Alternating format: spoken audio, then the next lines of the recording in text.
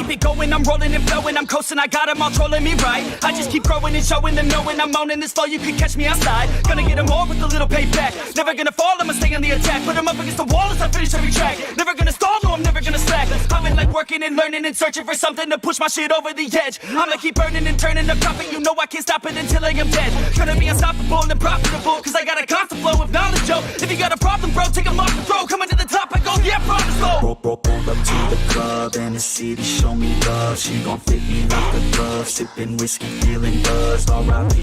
Rest in peace. R.I.P. Rest in peace. R.I.P.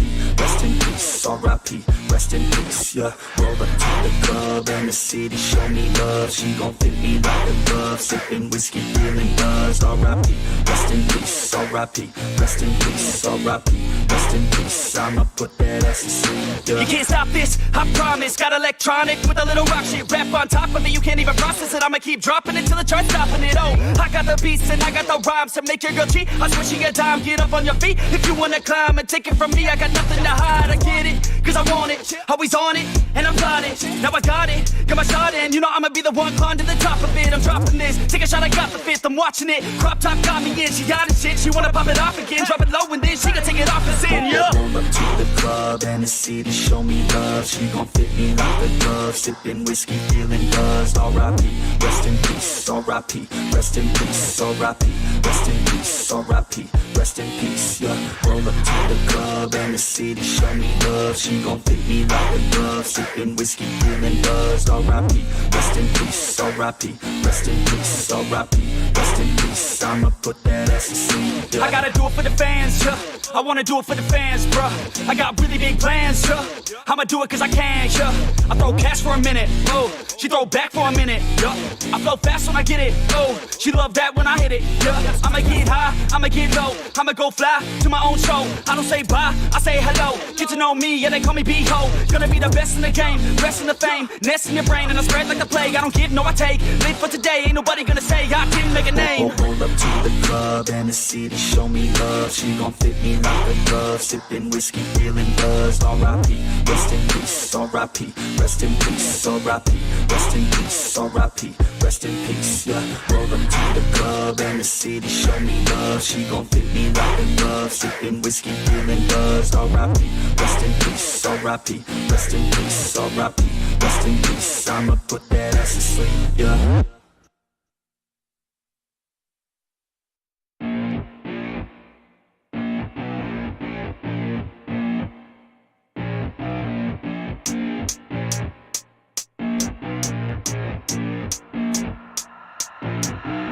Keep it going, I'm rolling and flowing, I'm coasting, I got them all trolling me right. I just keep growing and showing them, knowing I'm owning this flow, you can catch me outside. Gonna get them all with a little payback. Never gonna fall, I'ma stay on the attack. Put them up against the wall as I finish every track. Never gonna stall, no, I'm never gonna slack. I've been like working and learning and searching for something to push my shit over the edge. I'ma keep burning and turning up profit, you know I can't stop it until I am dead. Gonna be unstoppable and profitable, cause I got a constant flow of knowledge, yo. If you got a problem, bro, take them off the throw. Coming to the top, I go, yeah, promise, slow. Roll up to the club and the city show me love. She gon' fit me like a glove. Sipping whiskey, feeling buzzed. R.I.P. Rest in peace. R.I.P. Rest in peace. R.I.P. Rest in peace. R.I.P. Rest in peace. Yeah. Roll up to the club and the city show me love. She gon' fit me like a glove. Sipping whiskey, feeling buzzed. R.I.P. Rest in peace. R.I.P. Rest in peace. R.I.P.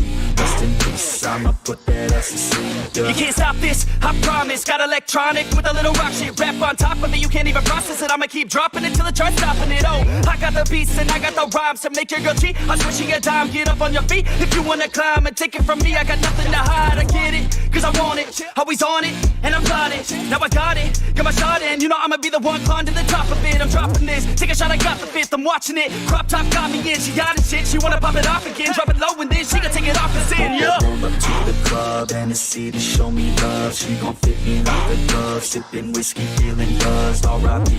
Rest in peace. R.I.P. Rest in peace. R.I.P. Rest in peace. R.I.P. Rest in peace. Yeah. Roll up to the club and the city show me love. She gon' fit me like a glove. Sipping whiskey, feeling buzzed. dust. R.I.P. Rest in peace. R.I.P. Rest in peace. R.I.P. Rest in peace. I'ma put that ass to sleep. Yeah. I gotta do it for the fans, yeah. I wanna do it for the fans, bruh. I got really big plans, yeah. I'ma do it cause I can, yeah. I throw cash for a minute, oh. She throw back for a minute, yeah. I flow fast when I get it, oh. She love that when I hit it, yeah. I'ma get high, I'ma get low. I'ma go fly to my own show. I don't say bye, I say hello. Get to know me, yeah, they call me B-Ho. Gonna be the best in the game, rest in the fame. Nest in your brain and I spread like the plague. I don't give, no I take. Live for today, ain't nobody gonna say I didn't make a name. Roll up to the club and the city show me love. She gon' fit me like a glove. Sipping whiskey, feeling buzzed. R.I.P. Rest in peace. R.I.P. Rest in peace. R.I.P. Rest in peace. R.I.P. Rest in peace. Yeah. Roll up to the club and the city show me love. She gon' fit me like a glove. Sipping whiskey, feeling buzzed. R.I.P. Rest in peace. R.I.P. Rest in peace. R.I.P. Rest in peace. I'ma put that ass to sleep. Yeah.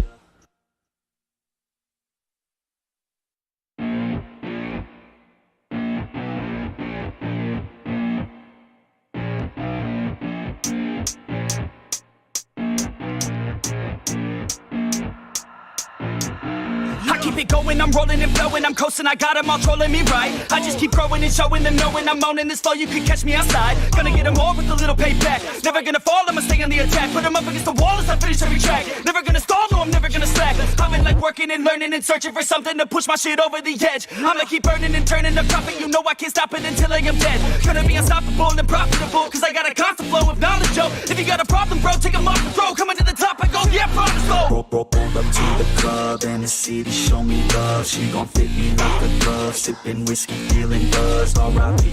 Rest in peace. R.I.P. Rest in peace. R.I.P. Rest in peace. R.I.P. Rest in peace. Yeah. Roll up to the club and the city show me love. She gon' fit me like a glove. Sipping whiskey, feeling buzzed. R.I.P. Rest in peace. R.I.P. Rest in peace. R.I.P. Rest in peace. I'ma put that ass to sleep. Yeah. You can't stop this, I promise. Got electronic with a little rock shit. Rap on top of it, you can't even process it. I'ma keep dropping it till the chart's stopping it. Oh, I got the beats and I got the rhymes to make your girl cheat. I switch you a dime, get up on your feet. If you wanna climb and take it from me, I got nothing to hide. I get it, cause I want it. Always on it, and I'm plotted. Now I got it, got my shot in. You know I'ma be the one climb to the top of it. I'm dropping this, take a shot, I got the fifth. I'm watching it, crop top got me in. She got it shit, she wanna pop it off again. Drop it low and then she gon' take it off and sin, yeah. Roll up to the club and the city show me love. She gon' fit me like a glove. Sipping whiskey, feeling buzzed. R.I.P. Rest in peace. R.I.P. Rest in peace. R.I.P. Rest in peace. R.I.P. Rest in peace. Yeah. Roll up to the club and the city show me love. She gon' fit me like a glove. Sipping whiskey, feeling buzzed. R.I.P. Rest in peace. R.I.P. Rest in peace. R.I.P. Rest in peace. I'ma put that ass to sleep. Yeah. I gotta do it for the fans, yeah. I wanna do it for the fans, bruh. I got really big plans, yeah. I'ma do it cause I can, yeah. I throw cash for a minute, oh. She throw back for a minute, yeah. I flow fast when I get it, oh. She love that when I hit it, yeah. I'ma get high, I'ma get low. I'ma go fly to my own show. I don't say bye, I say hello. Get to know me, yeah, they call me B-Ho. Gonna be the best in the game, rest in the fame. Nest in your brain and I spread like the plague. I don't give, no I take. Live for today, ain't nobody gonna say I didn't make a name. Roll up to the club and the city show me love. She gon' fit me like a glove. Sipping whiskey, feeling buzzed. R.I.P. Rest in peace. R.I.P. Rest in peace. R.I.P. Rest in peace. It's time.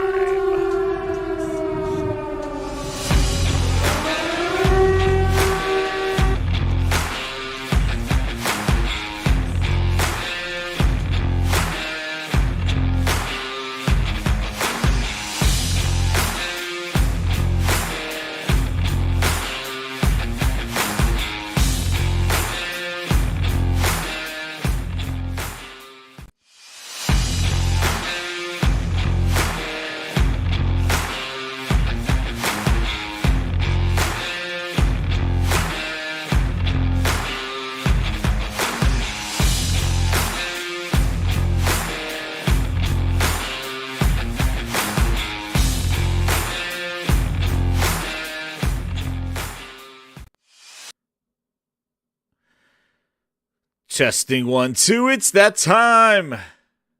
It's a special VIP Grinders. It's Grinds My Gear's birthday, guys. I want to thank everybody for joining in this impromptu birthday Grindhouse. just going to be hanging out and just going through some topics, things on. I have the doors open, so, Frog's going to jump on. He was having some bad weather. But I want to thank everybody for their birthday wishes. This is just going to be an entertaining, wild time, just hanging out. And just chilling, hanging out with the birthday with the Grindhouse. You guys are great. Guys and girls are great. I want to thank everybody for all their support and hanging out. Shout out to the VIP grinders in here. Partying. I figure we'll start with the party right now. Yeah. Thank you so much. Thank you. Yes, sirens. Oh, and we got giveaway. I had that. I gotta see if I go to the Xbox. Well, never mind. I have a giveaway. We can do a giveaway a little bit, just as a little thank you for everybody. Hopefully you get that, and then we're gonna just be going through some things. Thank you so much, everybody. Steady flow, J-Cat, OG Grinders. We got everybody in here, so hit that share button, share it on out. We're going to have a good time. LJ Summers, thank you. Shout out VIP Grinders. Use those emojis if you guys want to be a VIP Grinder. Hit that join button. Welcome, Maniolas, to the VIP Grindhouse. Maniolas, awesome dude. He's been on the Twitters. I've been seeing you on the Twitters, man. Awesome time. Thank you. I'll be adding you to the VIP Grindboard. I'm going to have to change this thing. Hey, Ice Queen, thank you so much for being a VIP grinder. We're going to have to add this party. We're going to have to add more things. I need more panels. Herman Holtz can only go so far in his splits. But Herman, dude, he's ready. And we all ready, everybody. You know what time it is. One of the things I really love about being here is the families that are here. The state of Philness. All right, so we're going to just go through some topics and, just hang out. Thank you so much for being VIP Grinder. Definitely use those emojis. We added some new ones. We, by request, added the Halo Rat and a special Craig Made in Dreams in there. So definitely check out those. Oh, my goodness, and the Philness. Yes, we got the Philness in there. The state of Philness. There's a lot of going on. Well, shout out to everybody. Welcome new members. If you're new here, hit that subscribe button. Since we're doing a giveaway, I wanted to make it subscribers only. So if you want to chat and voice your grinds, my gears, and basically the chat boxes, you'll need to be a subscriber because we're doing the giveaway here. So you know what? Let's go see what's on the grinds board. Let's see. No! Hijacked my own show. What the hell's going on? Herman Holtz! Gordon, Jim Ramsey, Ryan. What are you doing in there? They taking over. They don't want to see the grinds boy. Oh my goodness. Is it that quality? Is this a quality show? Well, I know we got more viewers right now than the people at the initiative. Oh, damn, pause. What, the initiative? Come on, guys. Oh my goodness. They took over the grinds board. Herman Holtz. Oh my goodness. The initiative. I got that exclusive interview. Cold pop. And then I thought somebody was barbecuing. I said, oh Lord Jesus, it's a fire. Then I ran out. I didn't grab no shoes or nothing, Jesus. I ran for my life. And then the smoke got her. I got bronchitis. Ain't nobody got time for that. Ain't nobody got time for that. Dude, that exclusive interview from an employee at the initiative. Incredible. Incredible. Yes. Enough from me. We're gonna have the games do our talking. Oh, yeah. So, yes, as you said, Grindhouse birthday party is on the grinds board. We're gonna talk the first topic that I wanted to bring up. Thank you, what is this? Federali. Not Fernando. I will make sure. Thank you for subscribing, Federali. Thank you very much. So, yeah. The first thing I want to talk about is it actually the internet. The initiative employees watching the stream right now. We got more watching. The first thing I want to talk about is I would love to put this on the Frogs CNC segment here. But the first thing I wanted to talk about here was something that kind of answered my questions. It answered my concerns. I was sniffing around. I was doing a Philness sniff, stinking up the place, booty smelling up the place. And then I was smelling, and I was like, you know what? There's some sort of stink going on with the media. And why are these kind of fluff pieces? I call them, there's some fluff pieces here. I'm like, well, where's this all coming from? Questioning. Where is this? Where's this come from? And you know what? The internet answered my questions. They answered my questions. Thank you, Mary Wilcox. I answered, where are all these fluff pieces of Game Pass is the best deal in gaming? Game Pass saved my family. They say my kids would never play these trash-ass games if it wasn't for Game Pass. I'm not going to buy them. Game Pass saved my family. My child was running around, had nothing to do. I said, you know what? Go play this. Play some Crackdown 3 in Game Pass. I'm not buying that crap. You saved my family. You saved me. Let me write an article about that. You saved my family. These puff pieces. Sony needs to do what Game Pass does. Why? I don't know. Write it. I don't understand. Write it up. Another fluff piece. Phil Spencer, follow me on Twitter. What a great guy. Great place to work. Fluff piece. I wondered where all these Xbox fluff pieces were coming from. You know? And that's the thing that I always find very interesting is like everything is a self-proclaimed success. Self-proclaimed kind of like I'm a Game Pass subscriber, you save my family. Where did all these come from? I wondered. And I even did some shows about it. I was like, well, these fluff pieces, what's going on in the media today? Where's real journalism? Where's this fluff piece that just is just all opinion?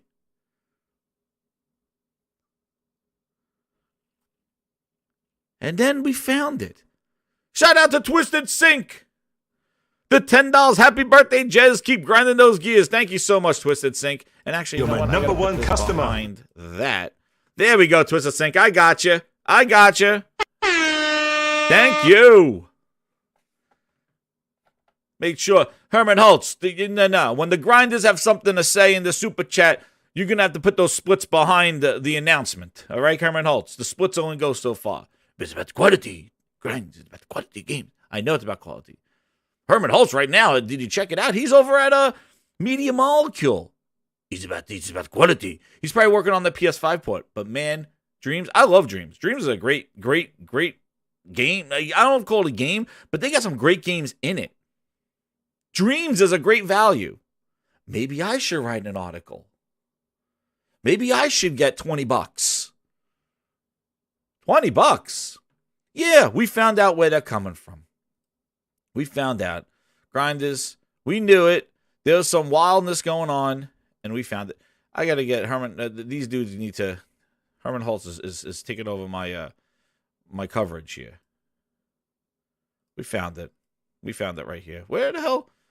Where is my screen capture? Where the Herman? Do I have to do another one? Herman!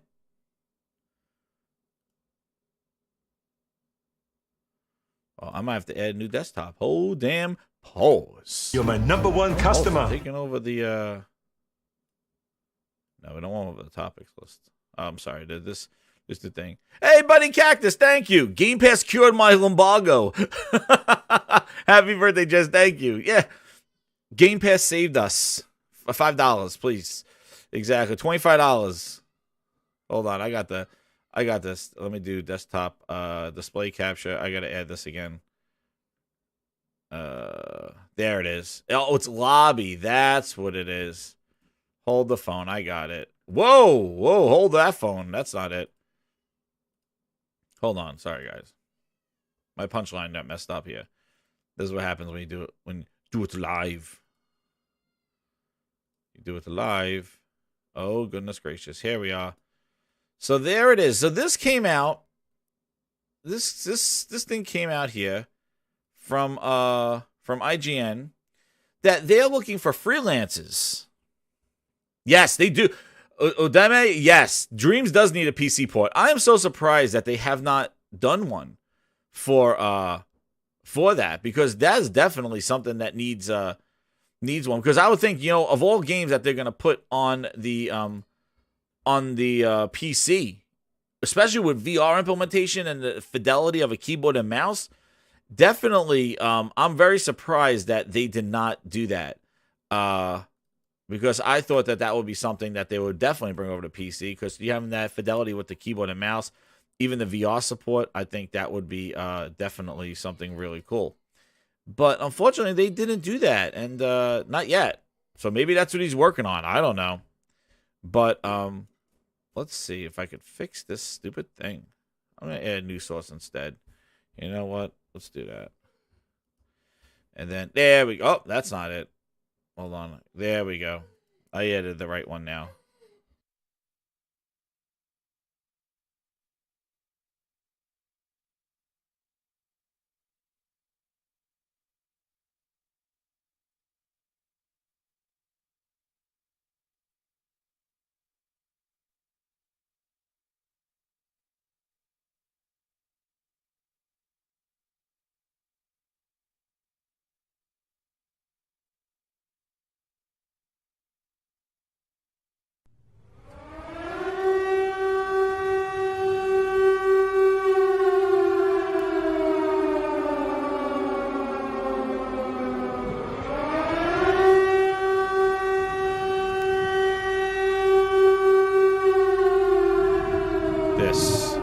There it is.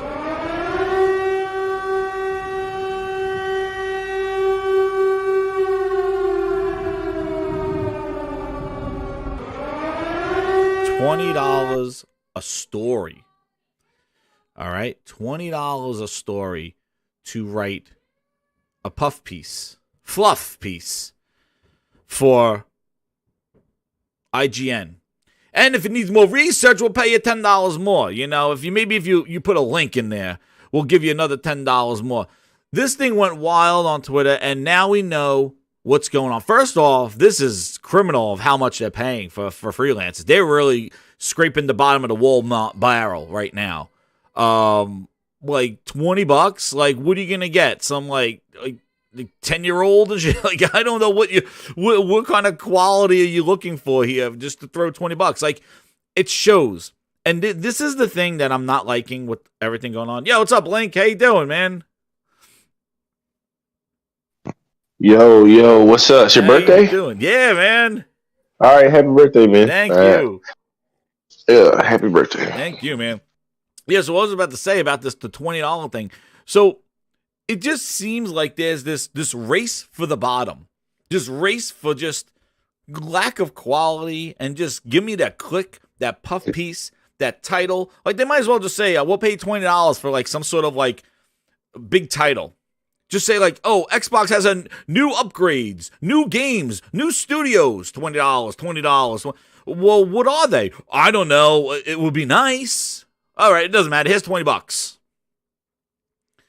It just seems so like it's just this race for the bottom of like, where is the quality journalism and content and things that we could rely on, that we could use on our shows to kind of talk about something that's a real insider, and not some sort of puff piece that somebody's getting $20 just to make some like clickable title on it. Right.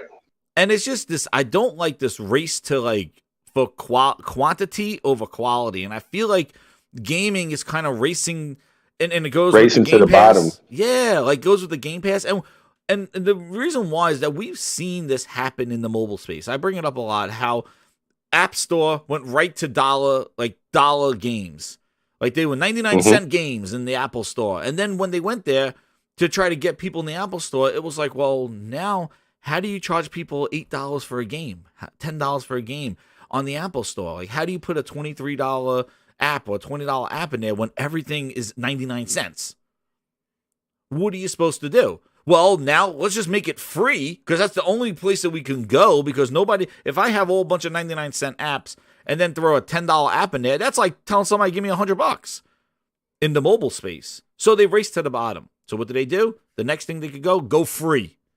Or we'll get them on the back end with services and content that's flowing later. And I just don't like that route of a hobby kind of just going with this quantity stuff, fluff piece stuff with the games, media, and the games media and the games. So I don't know. Did you see that? You saw this thing, right? Just $20. Get a monthly Game Pass for an article at IGN. Oh yeah, I saw that bullshit. Yeah, I saw it. $20 for 20 sentences. It's like, what are they just wanting? Like, obviously these are just freelancers, so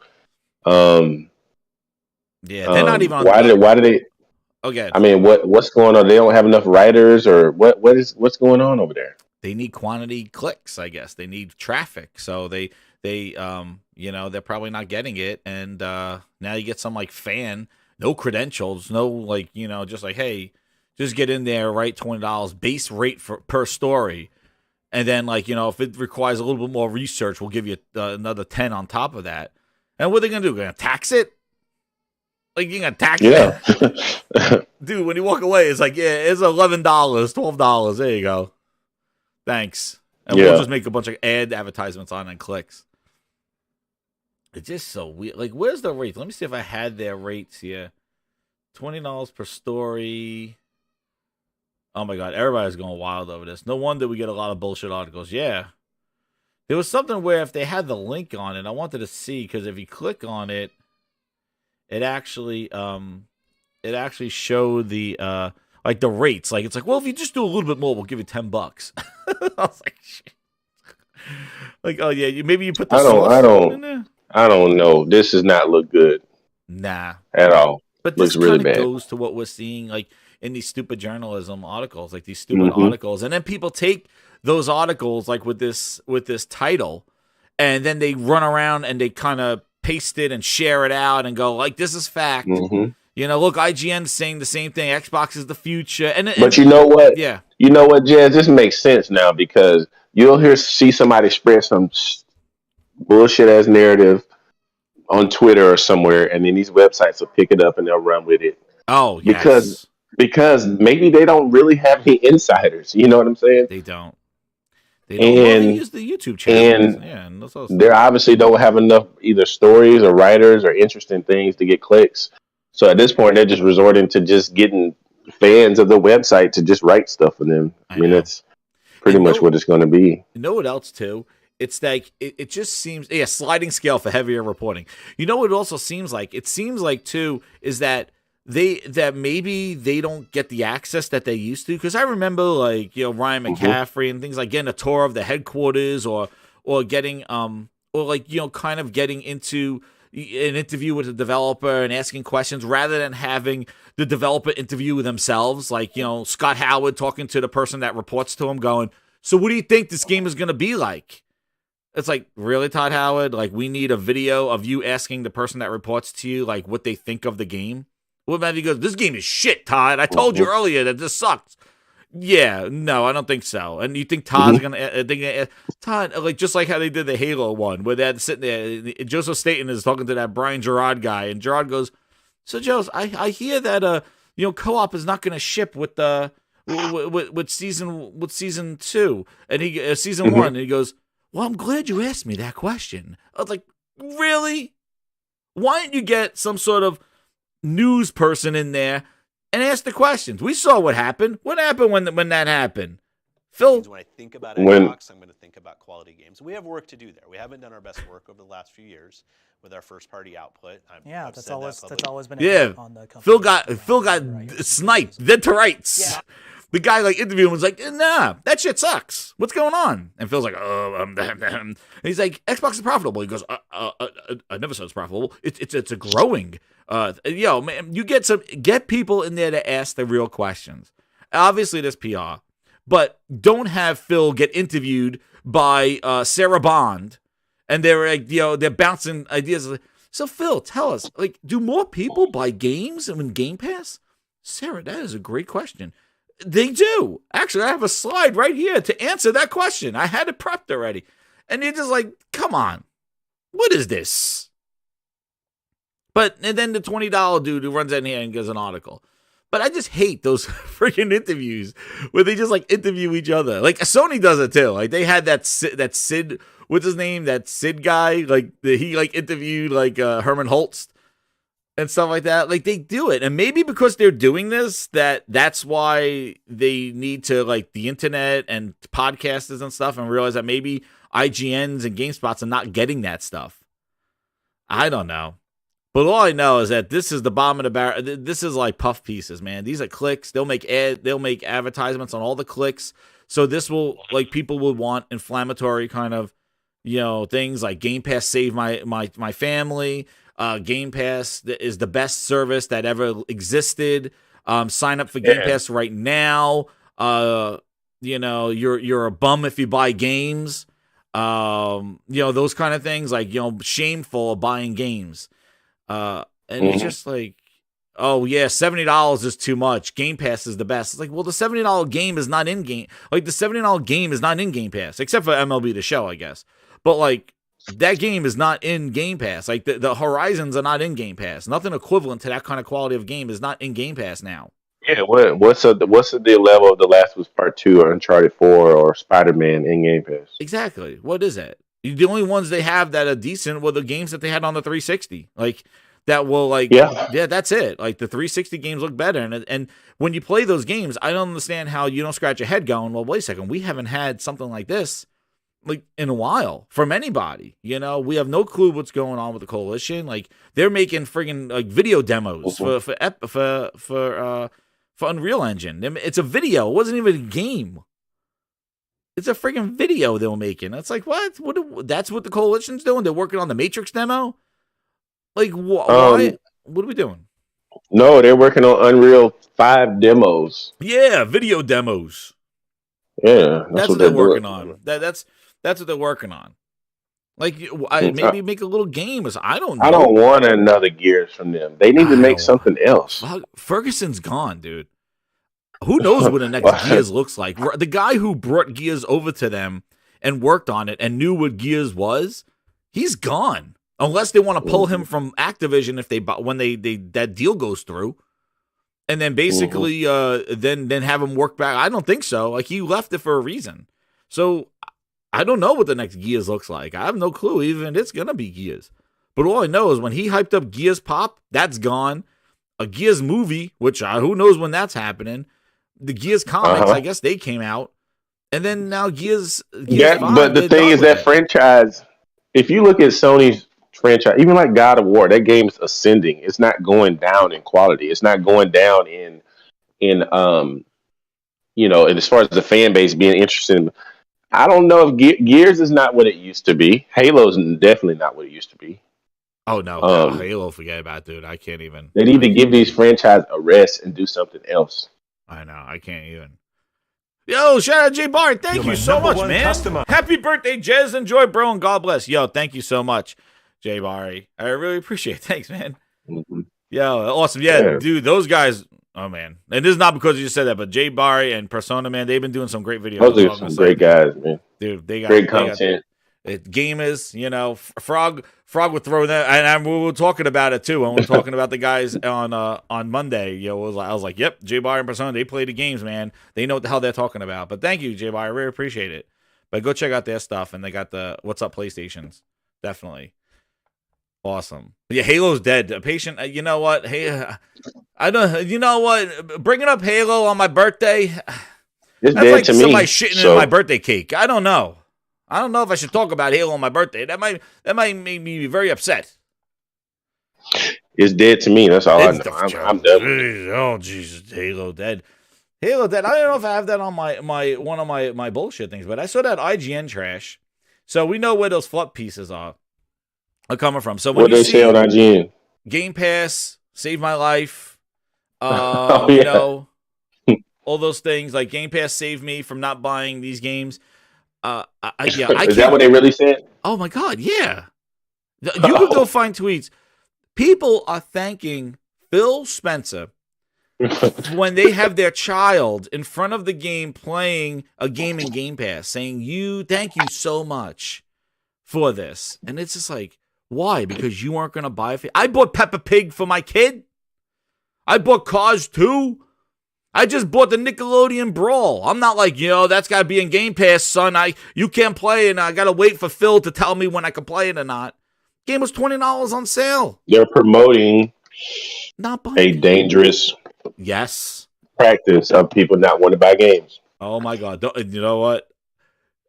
Playing Xbox, dude, I love Smooth, but man, Smooth was on some crazy stuff last night. He drove the panel insane. What did Smooth do? I didn't hear this. Dude, he was going off about Activision and like how he wouldn't buy Spyro on he's like, I'm not buying Spyro. I want to play it, but I'm not buying it. They're like, buy it. He's like, no, it's gonna come to Game Pass. They don't want to buy anything. Because he says it's coming to Game Pass. And it's like, but that's like after the deal next year. He's like, but I'm not buying it. I'm not buying Spyro. He's like, it's never been on sale. So I found it, and I was like, it's $15 right now on eBay. And he's like, oh, I don't want to buy, or CD keys it was on. He's like, I'm never using CD keys. And then I'm like, GameStop has it for $20. And then they were trying to say, like, in 2018, when Spyro came out, if you really wanted to play it, why did you not buy it? You didn't know it was going to Game Pass back then. And this is because the point these are games that they're not really interested in. That's the point. They're not interested in these games. It's all about pushing the narrative. Now that Microsoft may potentially own Activision, now I'm so excited about all these titles that they have that I could have already played. Exactly. Like, if you want to play the game, if you are interested in the game, you would just buy it, or you would search for it on sale. Like, hey, I got 3 games coming to me right now. I saw the 2 buy 2 get 1 for free on Amazon. I don't know if it's still up now. I did it a couple days ago. I got Tina's Wonderland. Like, I need more games. I got Tina's the Wonderland. Mm-hmm. I got Ghostwire Tokyo. They had a buy 2 get 1. I didn't know that. Yeah, I don't know if it's still on Amazon right now, but it's buy 2 get 1. So I got Ghostwire Tokyo, Tina's Wonderland thing, and the edition of Dead Dying Light 2. You're my number 1 customer. For I ain't want to play none of them games for those 3 games. Yeah, I ain't playing none of that shit. See, exactly. You're not interested in it. And guess what? I'm not interested. If I wanted it, I'd just buy them, but I don't. Exactly. I don't like Borderlands. I bought them all, and I'm starting to realize I got to stop buying stuff I know I don't want to play. Dying Light doesn't look interesting to me. And what was that other game you said? I said that the Dying Light, Tina's Wonderland, and Ghostwire Tokyo. Ghostwire Tokyo has a real good implementation of the they say it that out of the 3, that would be the only one that I might be interested in getting. Yeah. But now I need to, I'm playing Gran Turismo. I just beat Elden Ring. Oh yeah, the update came out for Gran Turismo. Yeah, I gotta get these guys came into all these. Dude, they caved to all these Xbox fanatics and journalists that don't even play this fucking game. So, dude, number 1 Alfonso called with the 10. He goes, "Happy birthday, Jez. Aries rule. My birthday was on the 5th. Happy birthday, Alfonso. Best wishes to you." Yep, Aries, baby. That's where you tell where Grinds My Gears come from. The fire and brimstone of the Aries. Yes. A New York Aries. My daughter's birthday was yesterday. So. Happy birthday. She's turned one. So, get ready. Mm-hmm. Wait, you have a daughter and is an Aries? I guess. I don't even know about these horoscopes, so I guess so.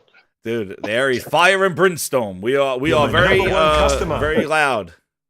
So and yes, I don't know, man. These guys, you know what? Their behavior. Some of these people's behavior is so predictable. He was on something last night, man. I was laughing so hard because they were just lit, man. They were just lit. They're like, Smooth, what do you they're like, are you kidding me? He goes, I'm not buying that. Tracer's coming to game, and it's like, if you want to play it so bad, then play it. And then it was hilarious. But Gaming Addict then went down like Smooth's list of like games, and dude, they were games with gold games. Like they were like games with like, if one was like Blue Nut Butter or something like that. I'm like, what? Wait, huh? Games he's playing or what? Yes, they're like $3. He's playing like, I think, mobile games on Xbox. I have no clue, dude, but it is like some sort of crazy game. It was like Blue Nut Butter, and he's like going through the list. And Smooth's like, it was $3. Nick bought it for me, and I'm like, he's finessing everybody to buy.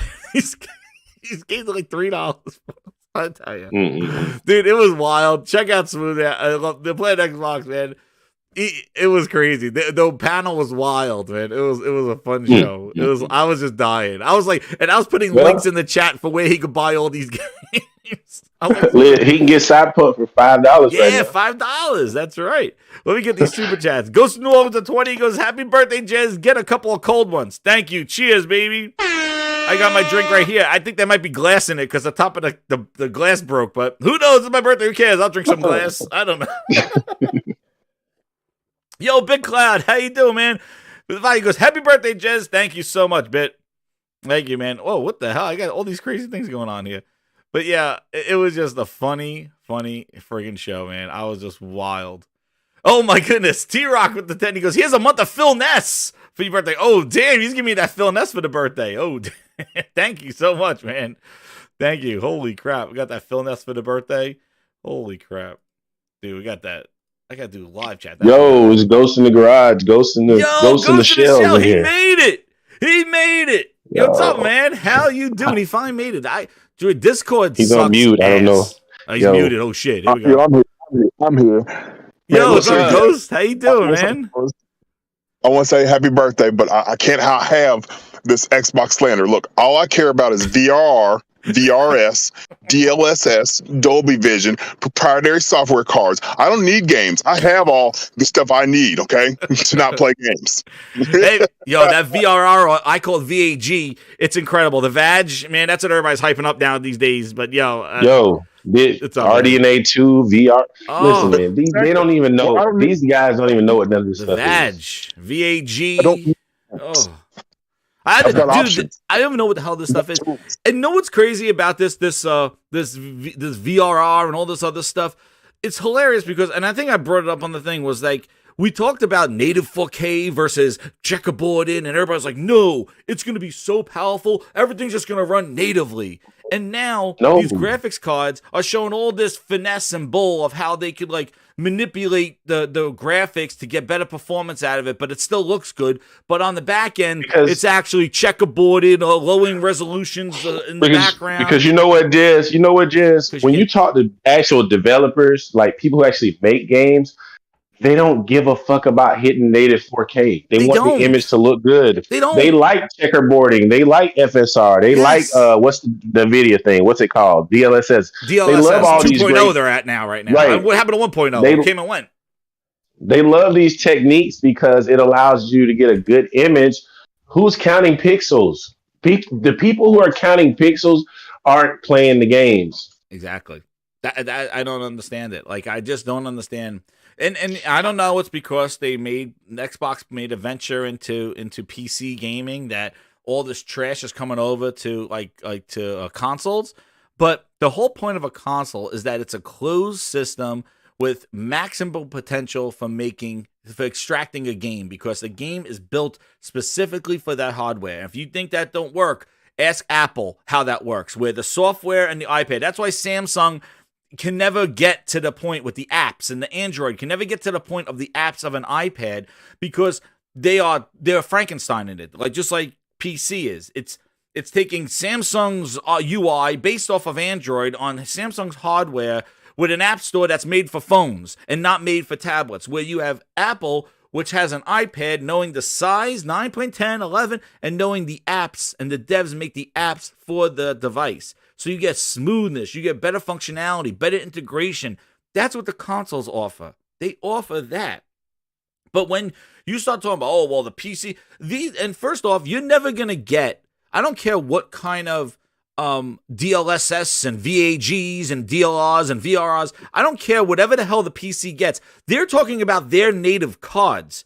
They're not talking about the APU chip that's in your system. Like, those are dedicated graphics cards to do those things. You don't have a dedicated graphics card in your console. It is a combination. So it's going to get some of that tech, but it's not going to get the equivalent, because that is a piece of a dedicated graphics card that's just doing graphics. It's not doing other things. So, you might get the tech. They might say, it supports in an Xbox and all this other shit. I understand. But you know what? Who cares? When I turn on Horizon's Forbidden West, and I tried it on an OLED last night, holy... You're my number one customer. Wait, what? I played Horizon on the Sony A80, whatever the hell it is, on the... I gotta say this. Hold on. Okay. Holy Spirit, activate. Oh, no. Holy Spirit, activate. You're my number one customer. Spirit, activate. Activate. Activate. Holy Spirit, my goodness. I could, it looked like a freaking a painting. I could walk into it. I couldn't believe You just made the list. that game on the OLED looking on that TV. I just was like, oh. Look, well, Jazz, let me ask you a question. Do you think that this generation we're gonna get something that rivals Horizon Forbidden West on the other platform? No, man. No, Visually. I know. And know what's so funny is that I don't know from Microsoft first party, just from their first party. Exactly. I was talking to, I was just playing myself. I was just playing the game by myself, and I was just thinking, like, you know what? I'm probably willing to bet that there is not going to be a game that's, because they were talking about this Unreal Engine thing, and we'll talk about that. Mm-hmm. But like, I don't think there's going to be a game from first party Microsoft that's going to even look like this. Maybe equivalent. Hope, but I don't think so, man. You really think so? You really think so? And guess what, Jazz? That's a cross-gen game. Wait till they're exactly. That was the PS5. other thing, dude. That was the other thing I was thinking. I was like, and then to realize that this is a cross-gen game, I don't know, man. I don't think there's gonna be anything that wait till Spider-Man 2 hits, and that's PS5. Oh my only, god! man, you were thinking the same thing I was thinking. I was thinking that as I was playing the game, and I was just like, I'm willing to bet that there's not gonna be anything on Xbox when they're talking about this Unreal Engine thing, there's going to look, because Unreal, like all the other engines, has to function on multiple devices, PC, things like that. Like Unreal is a third-party kind of thing. When you have a dedicated Decima engine built for the PlayStation, and if you don't believe me, go ask Forza Tech. Forza is based off an engine that Microsoft built, and that is always like the 1080p, 4K 60. They're able to do that with Forza, even though it's a car game. That engine is optimized for the console. That's why it was the only game that was like 1080p 60 when it launched, like because of their engine. That engine is built for that hardware, and the Decima engine, dude, like I don't know if a third-party Unreal Engine is gonna get to what Horizon looks like. Plus, it's amazing. That game is absolutely amazing. I want to just say, we got more birthday wishes here. Andrew Wilk the 5. He goes, Smooth like Tim Dog has lost thousands of dollars on bets due to being an Xbox fan. Yet Smooth don't want to buy games and wait for Fail Pass. Shake my head. Dude, yeah. Like he's losing a lot of bets. But he hasn't bet in a while, so good. Hopefully he's not doing that. T-Rock with the month of Philness. And then I think that, oh no, here we go. Twisted Singer with the 5. He goes, I don't know how bots champion VRR when their games drop so many frame rates. VRR isn't gonna fix that. 4-Star General goes, happy birthday, Jez. Here's some money for donuts. Oh, Jesus, bring those donuts. You know, and there's a huge misconception that VRR. Smooth said this. I saw his tweet that it allows you to run games at unlocked frame rates. That has nothing to do with the way VRR works. It doesn't mean you can take the cap off of 60 FPS game. You can do that now on the PS5. You got games that run a crutch. Unlocked. It's a crutch, dude. That's what VRR is, a crutch. But it's going to help with games that have slightly unstable frame rate and screen tearing. But it's not this magic bullet that's going to fix a game that's dropping 20 frames. Exactly. It's just not going to do it. Shout out to Alfonso Carter for being a VIP grinder. Use those emojis. Use the new Halo rat. We got that one. Thank you for being a VIP grinder. But exactly, it is really a VRR is really a crutch if the game is not hitting those stable frame rates. If your game is optimized and hitting stable frame rates and not dropping them, the VRR is really not going to implement that much unless you're dropping a lot. And again, if you want to maybe run at super high frame rates, like at 120 and things like that, and there's a lot of fluctuation, VRR could assist with that. But we've been seeing countless times, and we even seen this with the Series X, is that they seem to jack up the resolution and they adjust the the frame rate, the performance is not that great. And the PlayStation seems to be hitting a little bit better sweet spot with a resolution not far off from the high resolution of the Xbox, and then basically giving you a better performant game and a better optimized game, and even maybe with some sort of graphical enhancements here and there, you know, with shadows and things like that. And it's because I feel that Sony built a gaming machine. Microsoft took Frankenstein pieces and from PC and kind of put them together, and you're trying to be backwards. I don't know what the hell they did, but Microsoft, even with the UI, like they just kept what they had and really didn't evolve the console. And it just shows like where their investment is, where their focus is. Like even if you look at the Xbox dashboard and things like that, they were taking away features with sharing games to Twitter, with sharing photos to Twitter, and people flipped out about it because they were in the alpha son's former roommate ring or whatever the hell beta testing. They don't have Microsoft. Beta they don't appear to be trying to move the gaming industry forward because their focus is this service. Yes. Everything is revolved around this service.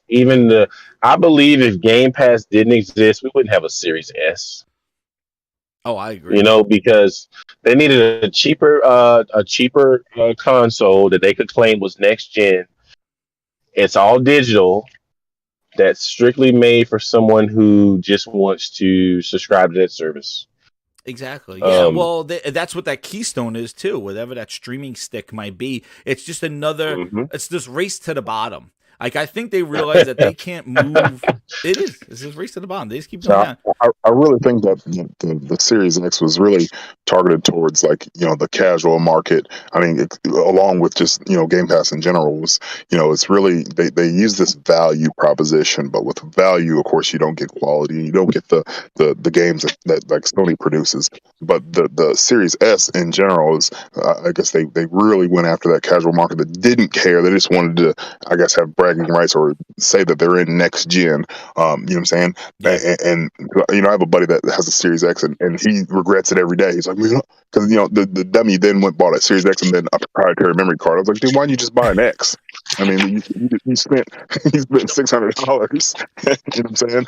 Between peripherals and everything. And you bring up a great point with that memory card. Like that memory card is still $219, maybe drops to $200.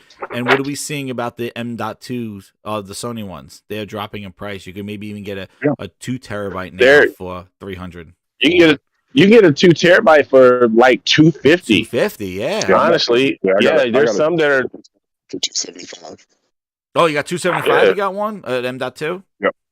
Yep. 2 terabyte. Yep. 2 terabyte. How much is that memory card? It was $275. I got the 2 terabyte WMD or WD WD. W. Saying right. How much is that Seagate memory card? How much is that thing for 2 terabyte? Oh wait, the Xbox. Oh, I'll get you. Like $300. It's $400. It's like $400. Holy. Yeah, they are. Wait, I'll get you here. Where is it? What the hell is it? Here it is. They have what size? $399. $400. $400. There you go. But I told you, like, this is the thing. Remember, this was an argument, like, about Microsoft's using the proprietary thing. Oh, that's great. Good for gamers. Thanks, Phil. The 2 terabytes right now, you just said $275 you got yours for. The 2 terabytes are dropping. The Gen 5s are coming out. The Gen 4 is basically, you could get like now a one terabyte now for under $200. You get for like $140, I think. I think Salty put it up. Shout out to Salty for like that. And yeah, somebody said a 2 terabyte's like $300 for Fire Cuda. Yeah, a 2 terabyte, it's $400. Xbox. The 1 terabyte is $219. Went on sale for I think $190 during the holiday. And then they came out with a 512 for $139. But look at this 2 terabytes, $400. And this is the only way to expand memory on the Xbox. This is it. $400. Dude, that's the price of a friggin' console for just an extra memory card. To put what on it? What are you going to put on this? Please tell me. Super Lucky Tales, man. That's that's every bit of 2 gigs. What are you gonna put on this? Like, I don't understand. Like, this is $399, and then you look at the 1 terabyte, and the 1 terabyte is holding strong at $219. You know, you look at here it is over here, $219. That was it. Would have released that in 2020.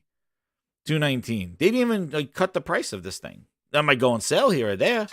But, like, there you go. Like, it is still holding that. And this is what happens. Do you want to know why it's still $219? Because there is zero competition. That's why. There's no other thumb drive or whatever that you could stick in this thing that's going to compete with this. So proprietary hardware wins. Yay! Thanks, Phil. Where's my chant? One of the things I really love about being here is the families that are here. State of Philness. Parents with the family. Go buy you. This is, people, don't you understand? This is the... I'm trying to use the phone! The mobile model. Buy low and we'll grab your ass later. That's what it is. They want you to buy, oh, well, look at the entry price, $299 for a next-gen console. And then here comes all the fluff. Oh, well, you know what? You can't buy a year of Xbox Live Gold anymore on the console. You got to do some finessing to get that. You got to go to the stores and get it. You can't buy it on the dashboard. Oh, here's $15 a month for Game Pass. Oh, and by the way, you want to expand. Oh, here, 200 games. Oh my, all I have is 512 gigabytes. And these games, the Kraken is lacking again on Xbox. Shout out to Zaire. The Kraken's lacking, the Kraken compression. So the games on Xbox are huge compared to the PlayStation. 100 gigs or something is like 70, 30 gigs on friggin' like a PlayStation 1. We've seen this with multi-plat games. The gigabyte size of the PlayStation is much smaller than the Xbox. They are just bloated. I think Halo Infinite is like 100 gigs. And then it's like, what happened? You sign up for Game Pass, you got 200 games, 300 games. You got a little Series S booster. You're sitting there. You got plenty of Turbo Man's faithful Sabertooth Tiger booster.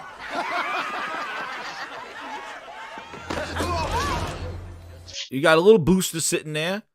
What happens? I got all these games. I got this small memory card. What should I do? Well, I got a solution for you. Go spend another $200 and put an expansion slot in the back. And then plug one of these things in.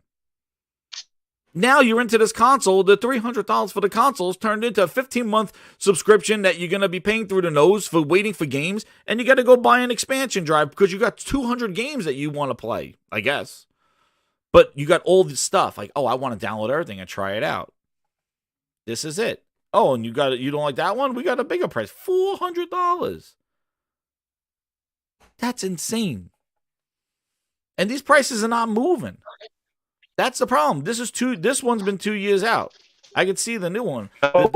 This one's been 2 years out. 2019 launched with the Xbox. It will go down a little bit, but it's not gonna drop to where they are now. But look how quickly for the PlayStation. I'm gonna tell you. Remember? Oh, here we go. Remember when everybody was going, Sony didn't tell you about their memory card update.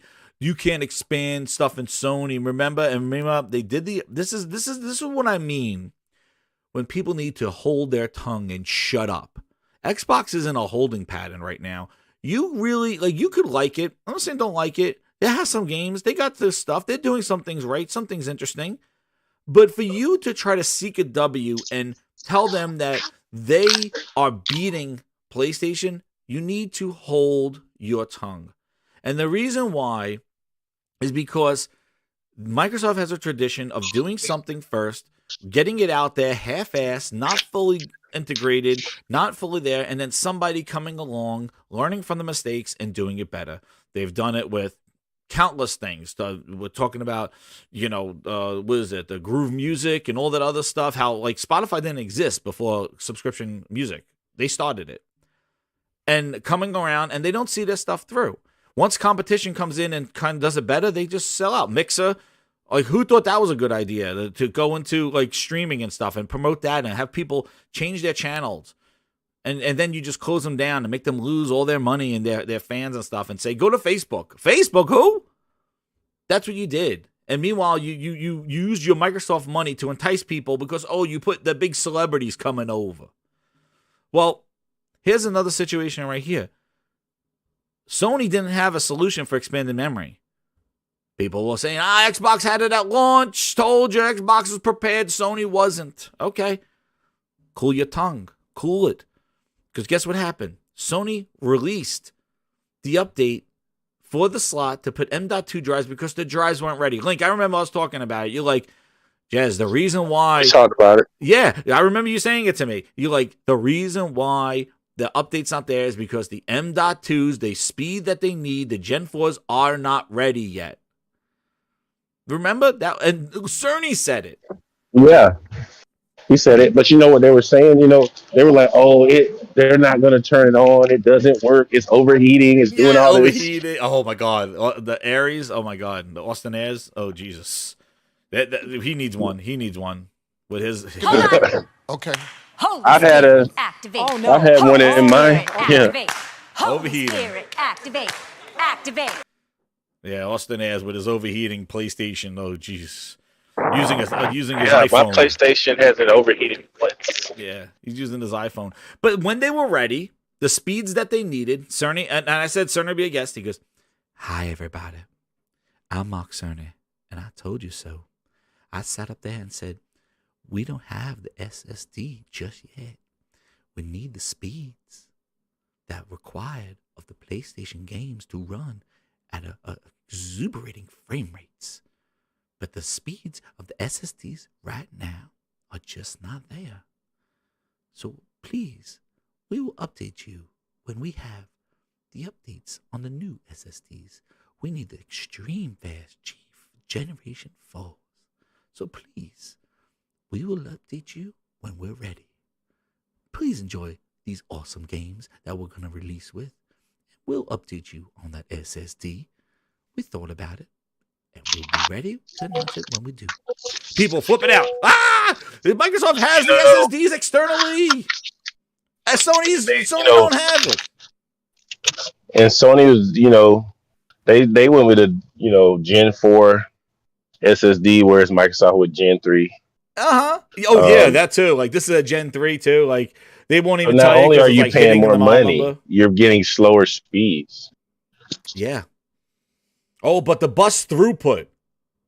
Dude, it's a No, wait. No, what's that thing they have? Direct storage and sample feedback and all these other where is he? buzzwords. Where's that Amish guy? What did he say? He said direct storage. He's playing with his beard. It's like 20 feet long down to his toes.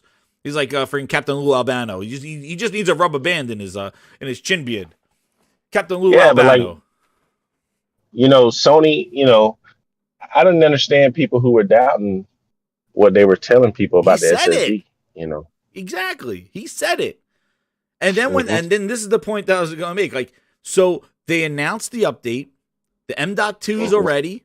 200, 250. They came out they were a little high, a little they came out around the same thing. 1 terabytes. They were like I got mine for like 210, about 215, about the same price here with the 1 terabyte. But what we said when Sony chose this method of expansion was that because it's an open market, the prices will drive down because there's more competition. And there's also ways to even get faster cards that are even faster. So you could technically upgrade a little bit to get a faster external card than what's even inside the PlayStation, like a faster gen card and moving forward.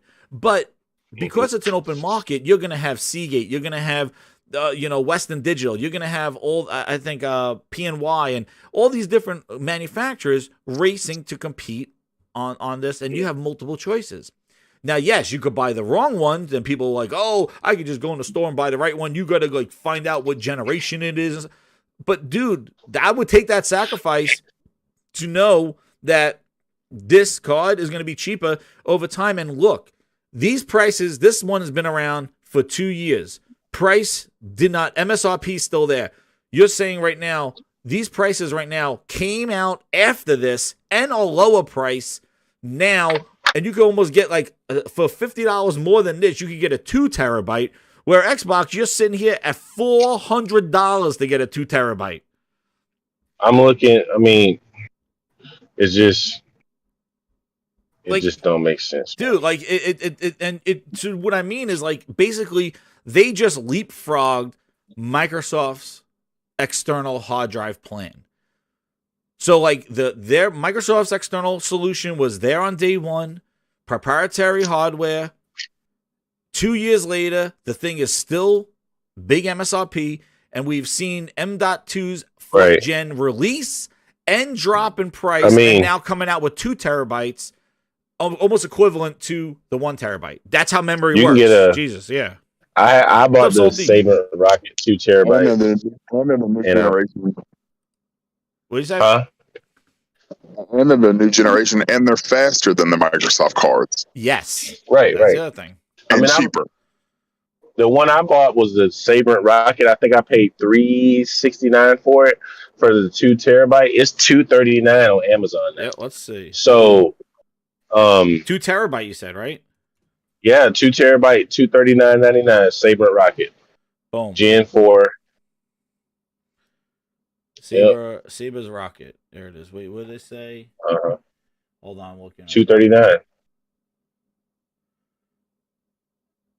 You know, and then you compound that with, you know, of course, PlayStation's, you know, cracking technology. Yes. You know what I'm saying, and on top of that, like I think right now in my internal, I think I got 21 games in there, and my console storage, I got full console storage. I don't have no games on my console storage. All my games, and I still have, I don't know, maybe 300, you know what I'm saying, gigs. And I play big games, not no, you know, rabbit chasing or You're not playing Super Lucky's Tale? No, sir. No way. So wait, would you say you got the 2 Saber Rocket NVMe? 2 terabyte. And their jeez. And their 1 terabyte is $129. Yeah. Yep. Now wait, you don't have the heatsink on it. We need the heatsink. Nah, but I bought a heatsink for like 10 There it is. bucks. Heatsink. Yeah, with the heatsink. Let's see. Let me click on this. With the heatsink, it is $259 with the heatsink, and that's like a metal heatsink. I don't think that's gonna fit. Yeah, exactly. Heatsink is like it's a sticker you put on. No, for $10. well they make that company there makes a heatsink specific to the PS5. That screws onto the actual. On this one, yeah, because the heatsink on this one is pretty, and everybody went crazy. Oh, the heatsink. Oh, no, they make a heatsink for the PS5. Like if you look it up, they make one. Shout out to Andrew Wilkins with the 5. He goes, X-Fots were just mad. What in Mad's chat saying PS5 doesn't have Dolby or VRR. Fools don't know Sony implementing VRR 2.0 and Dolby Vision is on Bravia TVs. Andrew Wilkins, please. Thank you for coming back here. Don't go out there. They make you come back. You can listen and be dumber over there because they're just spewing hopes and dreams. I don't think people realize just how phenomenal Sony's like the Tempest like sound audio that they have. Yes. I mean, if anyone has those 3D audios, I'm telling you guys right now, for $99 or whatever the cost of them, that's probably some of the best affordable, you know what I'm saying, sound out there. I don't care what no one says. I mean, and I have Bose speakers. I got, you know what I'm saying, but that 3D audio is that's incredible. Exactly, and this is just it is. No doubt. Look, this is just one option.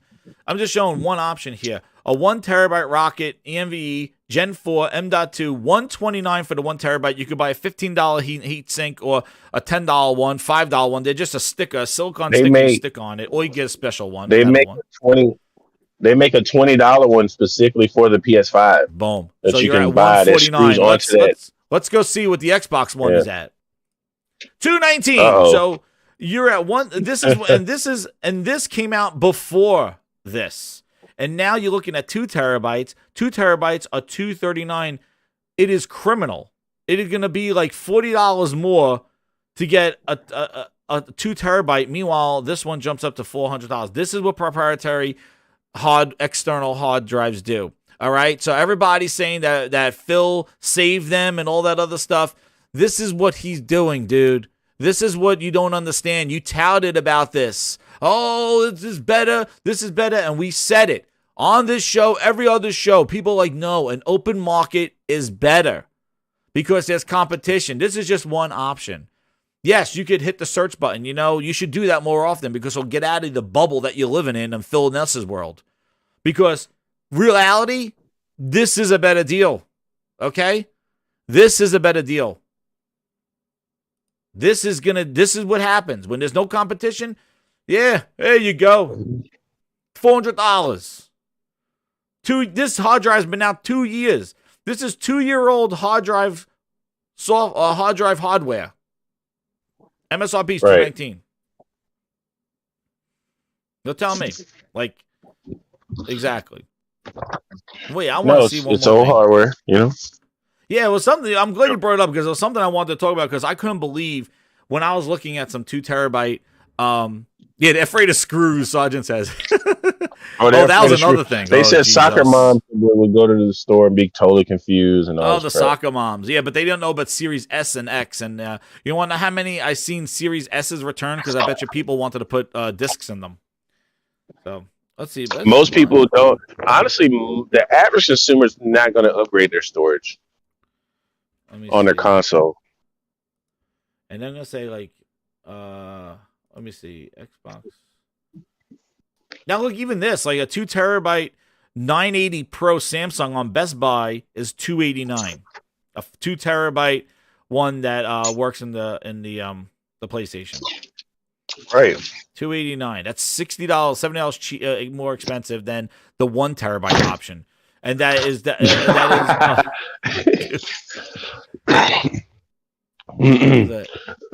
oh yes, Andrew Wilkins the 5 because you can even leave the NVMe cover off for a better airflow like I did. That way, no, you don't want to do that. You don't want to do that, Andrew Wilkins. You should put it on there. I don't know what put kind a heat sink on big it. ass SSD you got popping out of your PlayStation. You should, because you there is a metal plate on the side of it. It's not just a plastic plate. There's a metal plate on the other one, and that helps with transferring heat. Airflow, yeah. But let me see the Xbox one here. Let me see. Can I expound upon one thing that Link and you, Jez, touched on just a little bit earlier about when you turned on Horizon Forbidden West on your OLED. Oof. Like, that's a cross-gen game, but that's also a game that came out within like the first pretty much year. I mean, we're year one and we're getting eye-popping, eye-watering games like Horizon. If you think back like during the PS4 era, towards the end of it, we were getting Ghost of Tsushima's, The Last of Us 2's.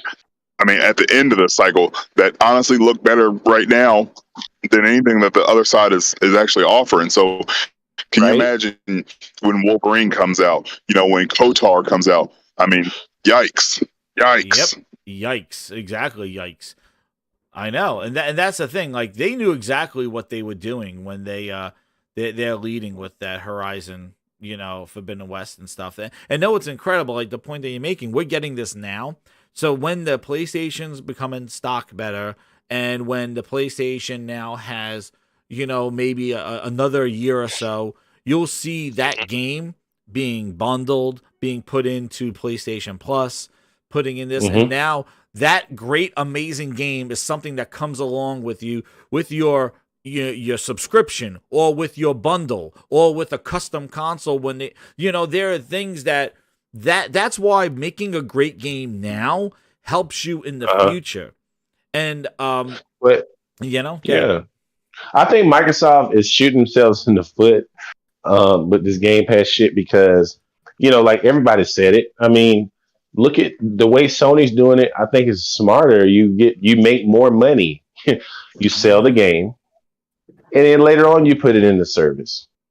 Exactly. That's 2 streams of revenue. Exactly. Microsoft is only getting one, and they're not. I already said the Game Pass is not profitable, so I don't understand. Like, well, they'll never say what the hell's going on with the game. And you're right. The thing is, it is 2 streams of revenue, and what sucks is that they're sacrificing the multiple streams of revenue if that's people want to buy this game.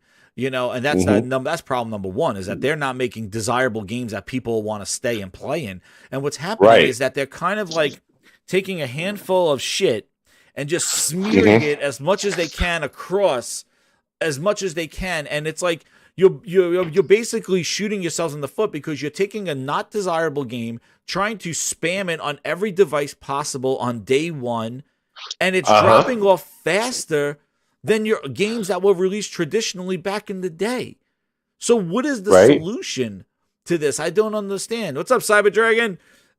I don't understand the solution to this, because it's like, and you know what people will tell you, Jess? You know what they're going to tell you? Right? Why are you worried about how Microsoft makes their money? If it's free or I get it for cheap, who cares? Because they're That's coming what to they pay say. the piper, dude. They already said there's Brad Sams. You want to talk about insiders?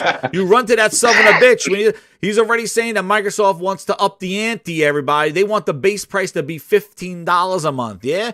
Know why? Because guess what? Maybe when all these games, your hopes and dreams come out, Philness and me collecting a minimum $15 from your ass. Notice those dollar deals. Where are they, dollar bill Phil? Yeah, he got you in the door. Now it's pay the piper. And that's the thing. Look at Netflix, up 20-something dollars, something like that.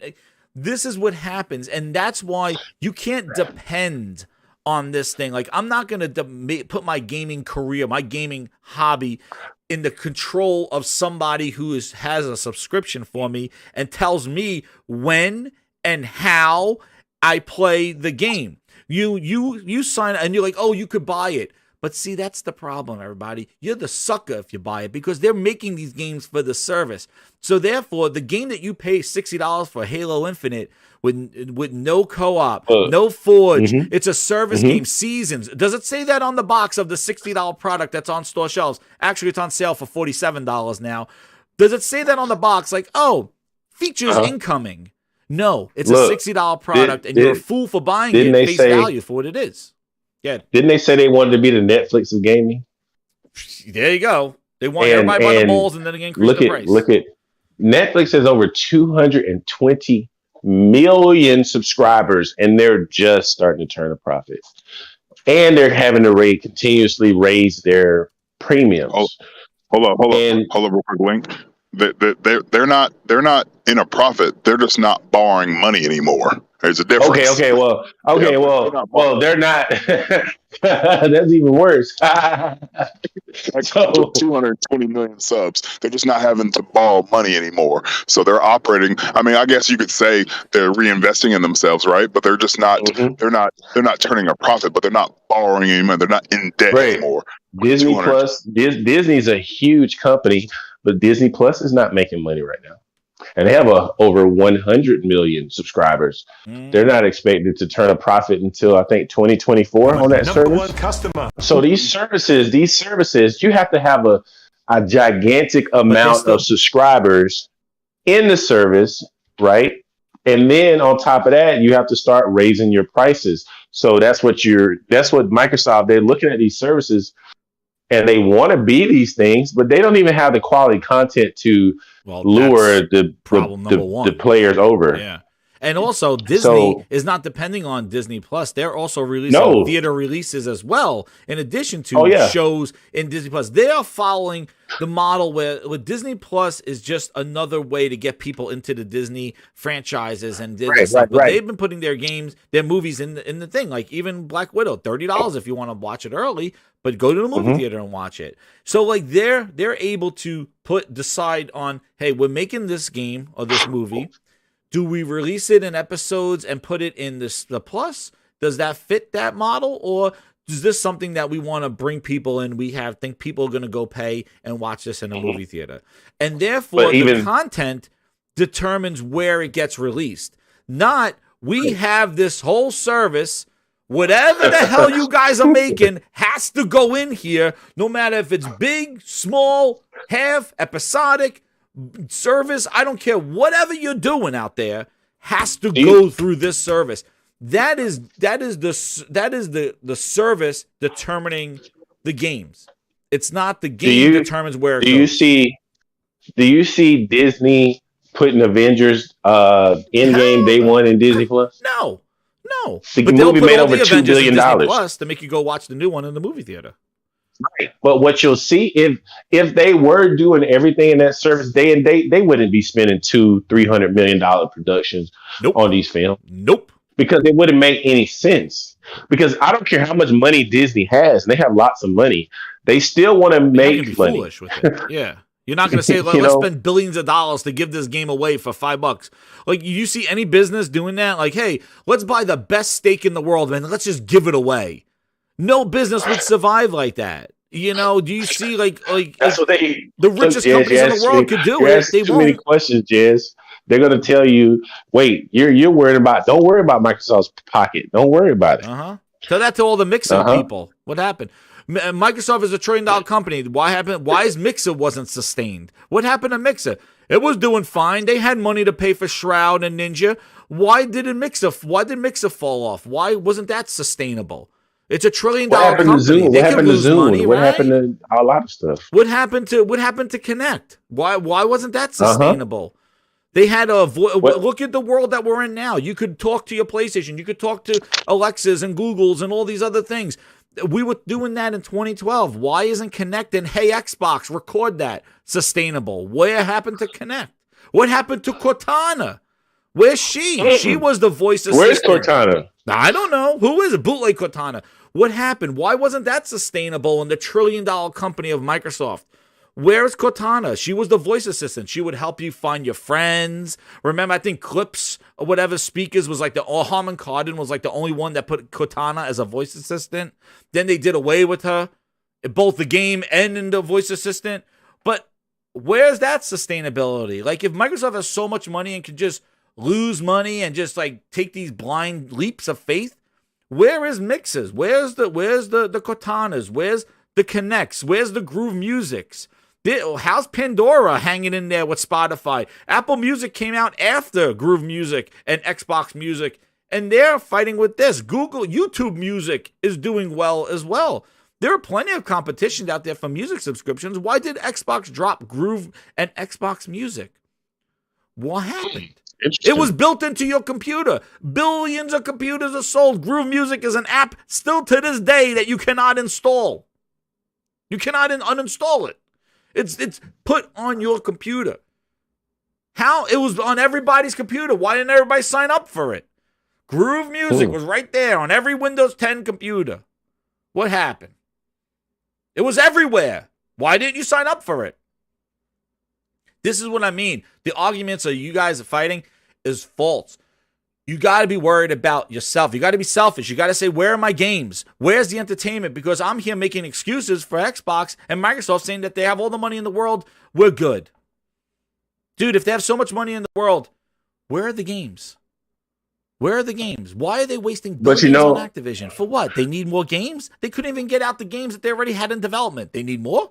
I got to get the super chat from the good old Cyber Dragon. Everybody, go watch his streams. Cyber Dragon does tons of streams. I want to thank him so much. $10. He goes, Microsoft may start with an M, but the letter before M is an L. Oh, baby. That's right. Thank you very much, Cyber Dragon. But yeah, they seem to just be disconnected from. They got their enterprise, but they seem disconnected from the consumer markets where they were touching with them, based with them with the 360. They seem to be in connect with the community and in connect with the consumer facing market. They're just enterprise right now. And that this whole xCloud thing is all enterprise driven. They don't give it. You guys are just along for the ride. They have shifted focus so much. And what I don't like is and I said this on Monday, why does it grind my gears if I just don't like it? Because I go on Twitter and I go on these YouTube channels and I hear this stuff and I see people, even older, like that went through the 360 era, saying now is better. And you know why? Not because they're playing better games, not because there are things that are making them do stuff that they never did before, because of Aurelius, Grulius, Philness, goddamn Spencer, because of one person. It's better now. When they're shifting, Microsoft as a company is shifting away from people owning products. They want you to pay them. It's all about recurring revenue. You continuously paying them for something. I would be a fool to pay for Game Pass but in 2022, when I know for a fact that there's nothing coming out that I'm on that platform that I'm interested in playing, so I'd just be giving them money. So why would I do that? Exactly. Why would you sign up right now? Like if I say, hey, Link, you got to sign up for Game Pass right now. Why do you have to sign up for it right now to play? Well, I guess MLB The Show.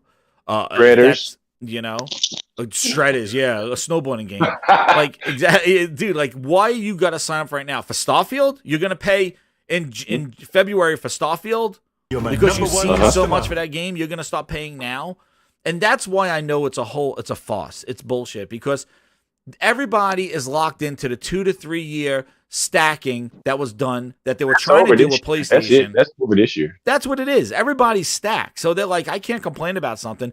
But when your stacking is done, and we brought it up here, I had Sick Humor on here. Shout out to him.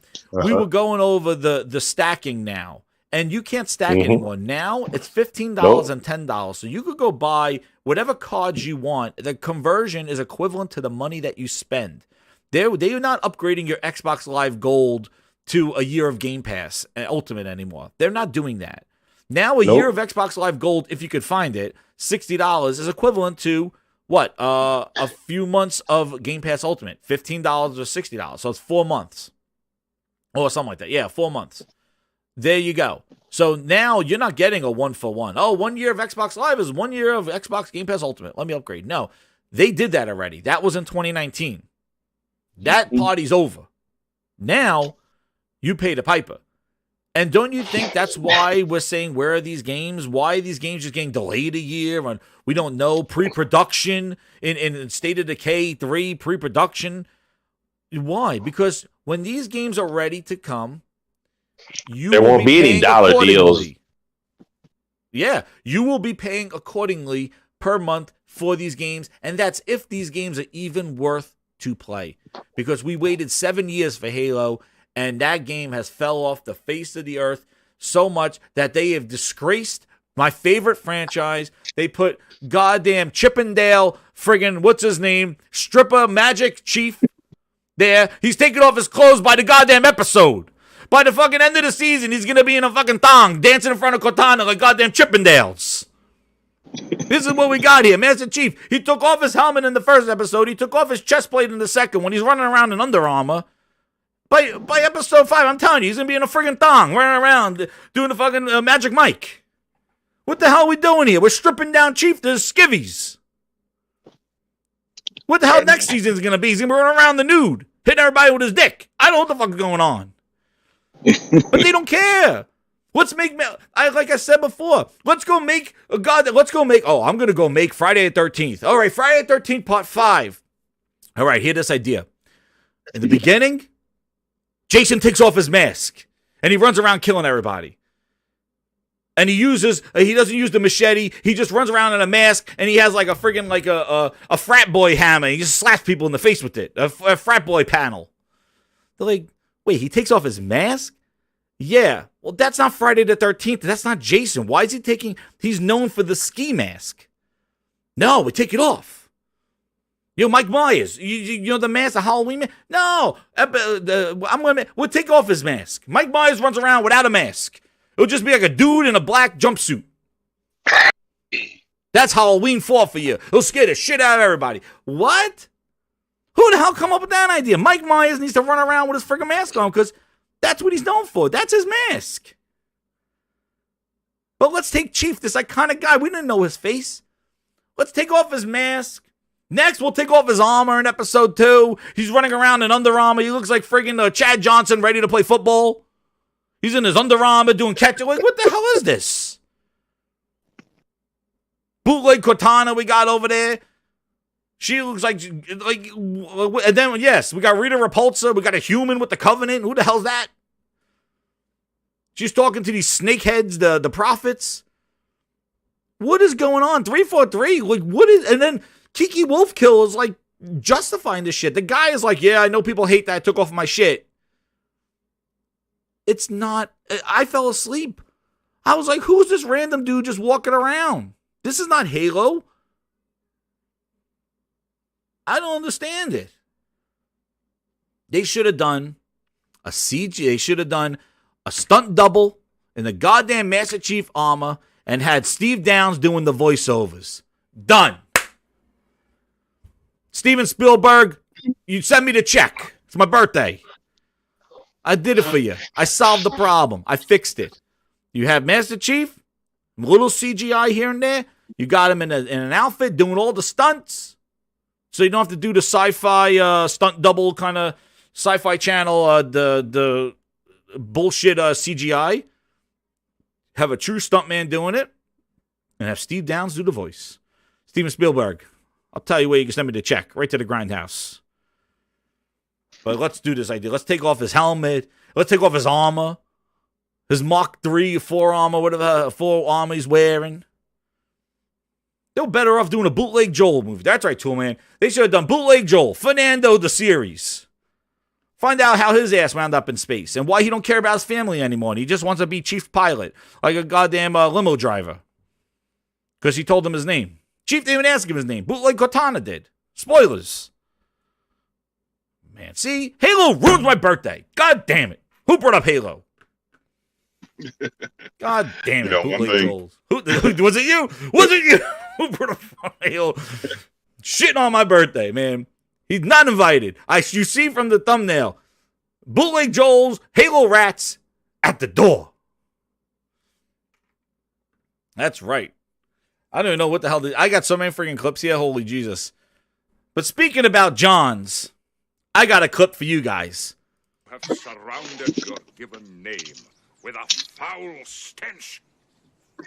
From this day forth, all the toilets in this kingdom shall be known as John's. They destroyed. What did he say? He says, you put in a foul stench. Have surrounded your given name with a foul stench. From this day forth, all the toilets in this kingdom shall be known as John's. That's what they did. John Spartan, John 117 is be known as a toilet Johns. Maniola flexing those you talk about the cookbook. You talk about the cookbook. Oh, you fucking want to ruin my birthday. Holy shit. You guys got me going to ruin my birthday. Shut up! Shut up! Shut up! Shut up! The Halo Cookbook. Oh, you really got me going now. Holy shit. I was going to talk about this Activision thing, but you got this Halo Cookbook. Holy Jesus. Wait. Hold on. Okay. Holy Spirit, activate. Oh, no. Holy Spirit, Oh, no. activate. Holy Spirit, activate. Oh, no. Activate. Please. I thought April Fools was last week. And they come out here. And you want to know what? Oh, man. Cookbook time. Oh, Jesus. Timestamp this. The cookbook time. Oh, shit. Look at it. Yeah, we got this Halo Cookbook. And I said, hey, if this thing was not April Fool's joke, this is what I mean. The Philness is flowing. Because I don't get how you send out updates on Season 1 and Season 2 for your game. Goddamn Magic Chief stripping in the goddamn nightclubs, taking off all his armor, all his helmets, going down to a thong to strip tease in front of goddamn Katana. And on top of all this shit, you're gonna release the Halo Cookbook. A fucking cookbook. I do not want to touch his ass. I want to make him talk. Okay? I don't understand. Somebody, this is where the ass don't talk to the mouth. Because these guys have no goddamn concept. It's like, yo, we just sent out an apology letter to the whole Halo community saying, yeah, our shit not ready. We don't even know how long Season 2 is going to be before we release it in May. We're just letting you know right now, a month and 2 months ago, may not be the Season 2 you're hoping for. And you might be excited about a King of the Hill goddamn match. Are you kidding me? You make that in custom games. King of the Hill. Oh, well, maybe gun game. We just copied that from Call of Duty, for the kids. In addition to apologizing in biblical, God, it has to be about 7 pages long of text of Halo up. We're sorry. We heard you. Maybe soon. We're working on it. We're still hiring. We're doing this. We're doing that. And then we're going to fix the shields. The cooldown is going to be 3. We're going to nerf the Mauler. We're going to do this. Oh, these sound like day one fixes that should have been done in November. Oh, we heard you. We're going to jump a little bit like this. The card now has a little more buff, a little tweak here. You're tweaking. This whole goddamn environment's not ready. All this shit comes out. And then you, greenlight, Philness, goes like this. Hey, you, over there. Go ahead, put the tweet out, put it on Amazon. This is a great time to show the Halo Cookbook. What? What? You just don't, your 343 is drowning. Is drowning. Here's their interview. Cold pop. And then I thought somebody was barbecuing. Devastated. I said, oh Lord Jesus, it's a fire. Place is burning down. Then I ran out. I didn't grab no shoes or nothing, Jesus. I ran for their lives. And then the smoke got Smoke? I got bronchitis. Ain't nobody got time for that. That is a true testimony from a 343 employee. They're leaving. The place is burning. 343 can't even keep the lights on. She had to run for her life. They can't even get the content out. They promised a roadmap in January. Oops, we're sorry. Does anybody need to see the calendar? It's my birthday. It's fucking April. January was supposed to be the roadmap. We're in April. And now you think it's a great time after you apologize? 343 is struggling.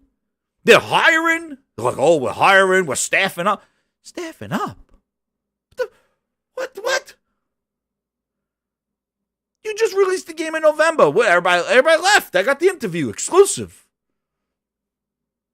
And then, now's the time to say, hey, Halo fans, here's a cookbook. Cookbook? You don't even you know what would be incredible? Again, Phil, send me the check. This is what I mean, Xbox fans. Imagine Halo Infinite was an open world, a true open world, with crafting and missions and side missions and villages where you could trade. You know, Horizon, you could go get a whole bunch of recipes and they'll help you enhance different abilities and your stamina. In Final Fantasy, you had all these different recipes and things like that you would cook at the campfire. In an open world game, you know, a real open world game, not some half-ass out-the-door game. Service excuse. Imagine if they had recipes in there that Chief would craft and he would eat while he's out there. I don't know. And then you make a cookbook. Oh, look, the recipes from the game. I don't know. I want to make a cookbook in the first place, but I'm trying to save this shit. Damage control the cookbook. But you didn't do nothing in the game to even warrant a cookbook. You don't even craft. You don't even camp. You don't even sit by a fire. You don't even shit. You don't even piss. You don't even eat. It doesn't matter. Fuck the Chief doesn't even eat. Because he doesn't take off his fucking mask. That's why he's a mission. Not like the TV show. Fucking Magic Mike. Get the thongs. And the fucking nipple tassels. The fuck's going on here? Now they got a cookbook? The fucking recipes are in there. Bootleg Joel Bang Bang Shrimp. Cortana croissants. What the fuck is on there? What recipe is in Halo? I don't remember one person talking about cooking in 20 years of Halo.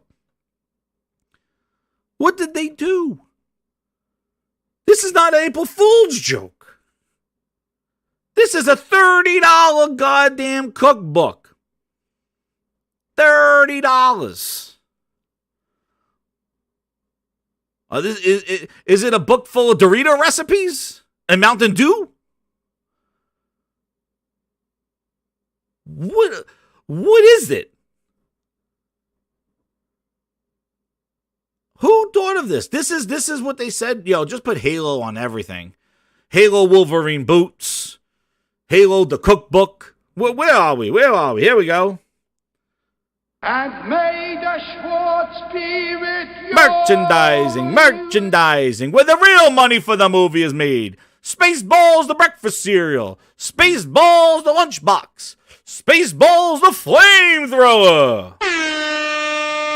Kids love that one. And best of all, Spaceballs, the doll. Philness. Why don't they just make a goddamn friggin' My Buddy Philness doll, and everybody could buy their Phil dolls, and they could. I'm sure that's in the plans. Why not? Goes with the fridge, goes with everything else. Why not? Just make a Halo, or just make a goddamn Phil Spencer doll, and Phil Spencer could live in everybody's house. And he could say one-liners, like you squeeze him, and he'll be like, I'm excited about what I didn't show you. He could be like, you squeeze him again, and he goes like this. Means when I think about Xbox, I'm going to think about quality games. We have work to do there. We haven't done our best work over the last few years with our first-party output. That's always been a hit on the company on that. Whenever I hear some criticism, man, that sounds like an entertaining doll. Just squeeze him, and he'll say, "We need to do better. We heard you." I'm trying to use the phone. Says all the Philness one-liners. Is that why don't they? They're just, it's so disrespectful and stupid because it's bad timing. Your game is suffering. 343 can't get their shit together, and you come out with a cookbook. Maybe there are good recipes in there, but to be in all seriousness, it just shows a disconnect because it's not a good time to do this because it makes it look like priorities are shifting.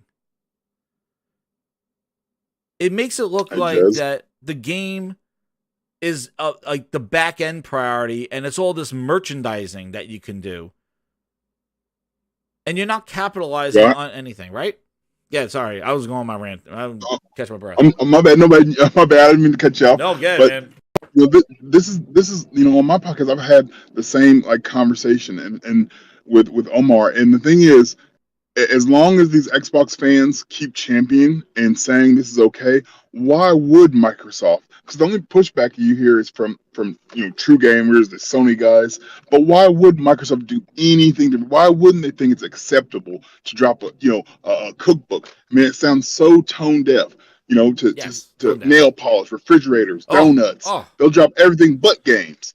Yes. Because their community is not saying nothing. Their community is fine with it. They're fine with waiting. They're fine with saying, cool, we got donuts this month. Oh, cool, we got bullshit ass games on Xbox Live, or Xbox Game with Gold. Oh, cool, we got $400 proprietary cards.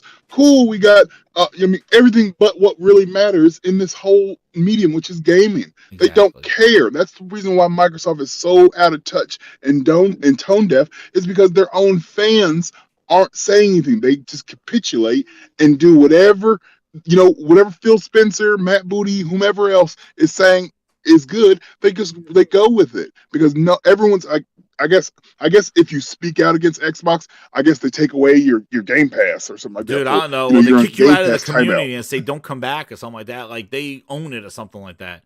Like, come on. Like, you know what? This community thing is nice, but it's gone too far. It's turned into a hive mind, and it's really stemmed from this love and adoration for this guy who I think since he came on has just I think he came on talking a good talk, and he continued that, but really the results are not there. And he's been promoted so many times, CEO of gaming. Released what? He hasn't really done anything notable of gaming except try to squeeze more money out of people by making them pay for games that they have to wait for before the game releases. It's a finesse of a finesse of a finesse, And the one thing I want to get, I forgot to do this. The 1B 2020. He says, I remember I was chasing you down corridors with walls that moved through places I had been before, shifting rooms and closing doors. Well, thank you for Super Chat. I don't know what that means, but thank you. I don't know if that was a quote from the cookbook. I don't know what that was. Do they have quotes from the game? But I agree, Ghost. The thing is that it just comes back to, and that's the thing. You're not welcome to the community. You can't say that. As I am so surprised that as a disgruntled Xbox fan, as a person who grew up with Xbox, and I didn't have a PlayStation 2. I didn't even have a PlayStation 3 until God of War came out and played a couple of games on it. The online was bad. I couldn't do party chats or anything. Like, I had a PS1. I didn't have a PS2. And then I got a PS4 in 2016. And then I played Uncharted 4. And that one mission where you're in the car and you come out and you come down from the clock tower, get in the car, and he's hanging from the car. You're jumping from the Jeep to the other Jeep, hanging there trying to get, you're jumping on that on the van. I forgot what the mission. It's not the Libertalia mission. But I finished that mission and I stood up and it was like this. I clapped.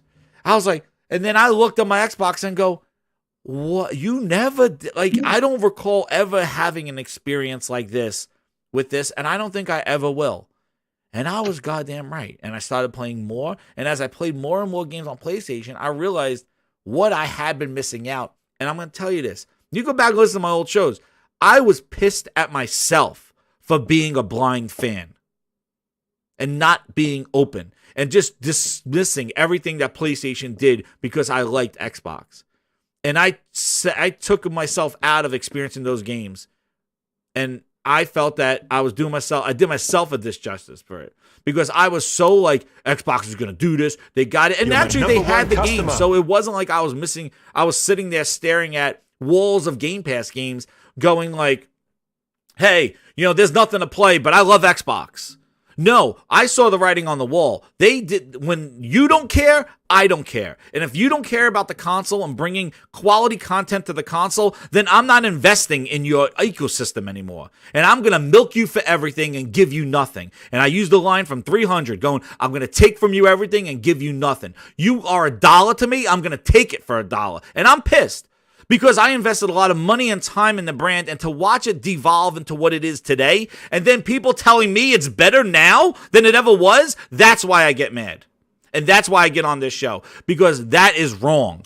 And when the other brand is bringing the games, pushing the industry forward with bringing quality content and stuff like that to their platform, Nintendo as well. And everybody's like, oh, that's not the future.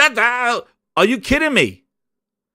And then adding VR and all that other stuff and making the service accompany the main brand. Not having your cake and eat it too.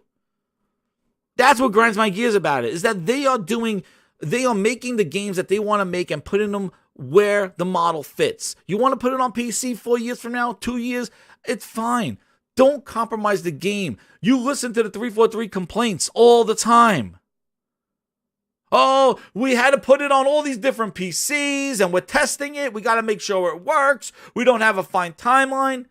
They're spread too thin because Microsoft wants their trash everywhere because they're not confident in selling you a quality product. They're instead putting shit in a box, sending it out and slapping the word Game Pass or guaranteed on it. And what they're still selling you is shit in a box. And that's the problem that I have. And they're saying it's better now. But if you're sitting there looking at a wall of Game Pass games going, well, I subscribed for the month, I guess I'll play this, I'll click on it, oh, that game's not good. You're just and that's why you found this generation, a lot of Xbox channels, a lot of fans are calling themselves neutral, which is bullshit, but they all bought PlayStation 5s. You want to know fucking why? Because PlayStation 5 has fucking games. That's why. Xbox by itself is not sustainable for a gamer. A true gamer. A gamer that wants to play games. And that's the God honest truth. Wait a minute, Jazz. Wait a minute. I listened to a Planet Xbox show. Oh, shit. And and the host said, the host said, if this 3070 turns out to be a good graphics card, he won't need a PS5. Oh, jeez. Now, how does that make any sense? Just make it make sense, Jess. It doesn't make sense. All they need is an Xbox and a PC. Yeah, to play what? What, the Horizon, God of War 2? Oh, eventually it'll come. You know what? Everybody wants to keep waiting to justify themselves. Meanwhile, you are just, all you're doing is just, either you don't care, and that's the other thing I realized too. Like, a lot of people just don't care about games. They just want to be part of the conversation for their internet clout or whatever the hell bullshit they want to do. But they really don't care about this hobby, because maybe it's not a hobby to them. That's why they could wait. You know 3 what? years, because they don't care. Yeah. And you're arguing But you know with what, Jazz? somebody It that would just make doesn't more care about sense it. if this person. It would make more sense if this person says, "Now that I have a 3070, I don't need the Xbox because you can play everything on that console on PC." And guess what? You could play it for free, because that's another thing that people don't talk about. And I went back to my podcast from 3 years ago and listened to some of the stuff I was saying, and I was like, Xbox makes you pay for online gameplay, but meanwhile, the same game is free to play online on PC. You could play Gears 5 on PC and not have to pay Xbox Live if you could find a $60 a year Xbox Live. But wait, Jess, you gotta pay more to play online on Xbox than you do have on the other console. If you go just by the way their options are on the console to play online. Exactly. I got the super chat. He goes, the one goes, lyrics from the Abandoned teaser song. Oh, Abandoned? That's another. Oh, my God. Dude, forget about that guy. That guy's that's a waste of time, that whole thing. And that better be Silent Hills. Otherwise, that guy could go face down, ass up somewhere. He said his game only causes. It's so much stuff that don't add up with that game. It's ridiculous. I would not even listen to that guy, because that. No, I didn't even want to hear the interview. I didn't hear it either. Who needs like a silhouette of somebody going, you know what? You can wipe your ass with your game. I uninstalled your stupid ass demo with the footsteps years ago. As soon as I downloaded it. That's Game Pass fodder right there. Get that trash. Don't waste everybody's time. And then all of a sudden, like, he's getting interviews with like the Cole Moriarty and somebody else. Like, he's interviewing. Interviewing for what? You're worse than Phil Spencer talking about shit you don't got. Like, if you don't have nothing to talk about at the game, then why do an interview? I hate those interviews. I hate when somebody's like, well, thank you for inviting me here. And they're like, well, I know you're working on this game. I'm so glad you could attend this.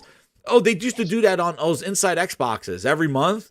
Major Nelson with his friggin' flower shirts would sit there and have the guy from Flight Simulator going, hey, I'm glad you're here. Yeah, with this new DLC coming, right? He goes, well, I can't talk much about it, but yeah, new DLC's coming. Well, thank you very much for coming here. What the fuck you here for? What is the... Why are you in an interview if you can't talk about the shit that you're working on? I don't care. Why are you sitting there? He's like, well, that Top Gun stuff. Well, I can't really talk too much about it. Get out of my seat. Why are you here? We'll have an interview, exclusive interview from the guy from working on the Top Gun expansion. Knock on wood. Where's that, Flight Simulator fans? Hey, Flight Simulator fans, where are you? Hey, Flight Simulator fans, all you Denzel Washington guys that thought you were pilots. Where are you? Hey, what happened? Where's your Top Gun expansion? It was only talked about a year and a half ago. It was coming in season 11 or something like that. I think season 11, the Top Gun expansion. What happened?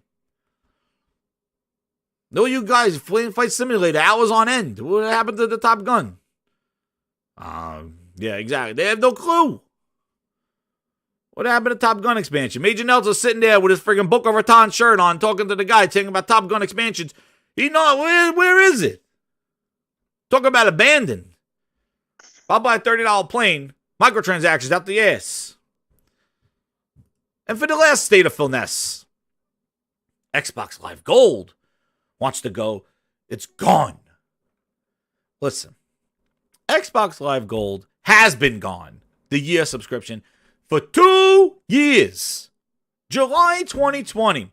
Let's go down memory lane, grinders, on my birthday. 2020, they took away the year option on Xbox to buy it. Right? The 1 year option was gone in 2020.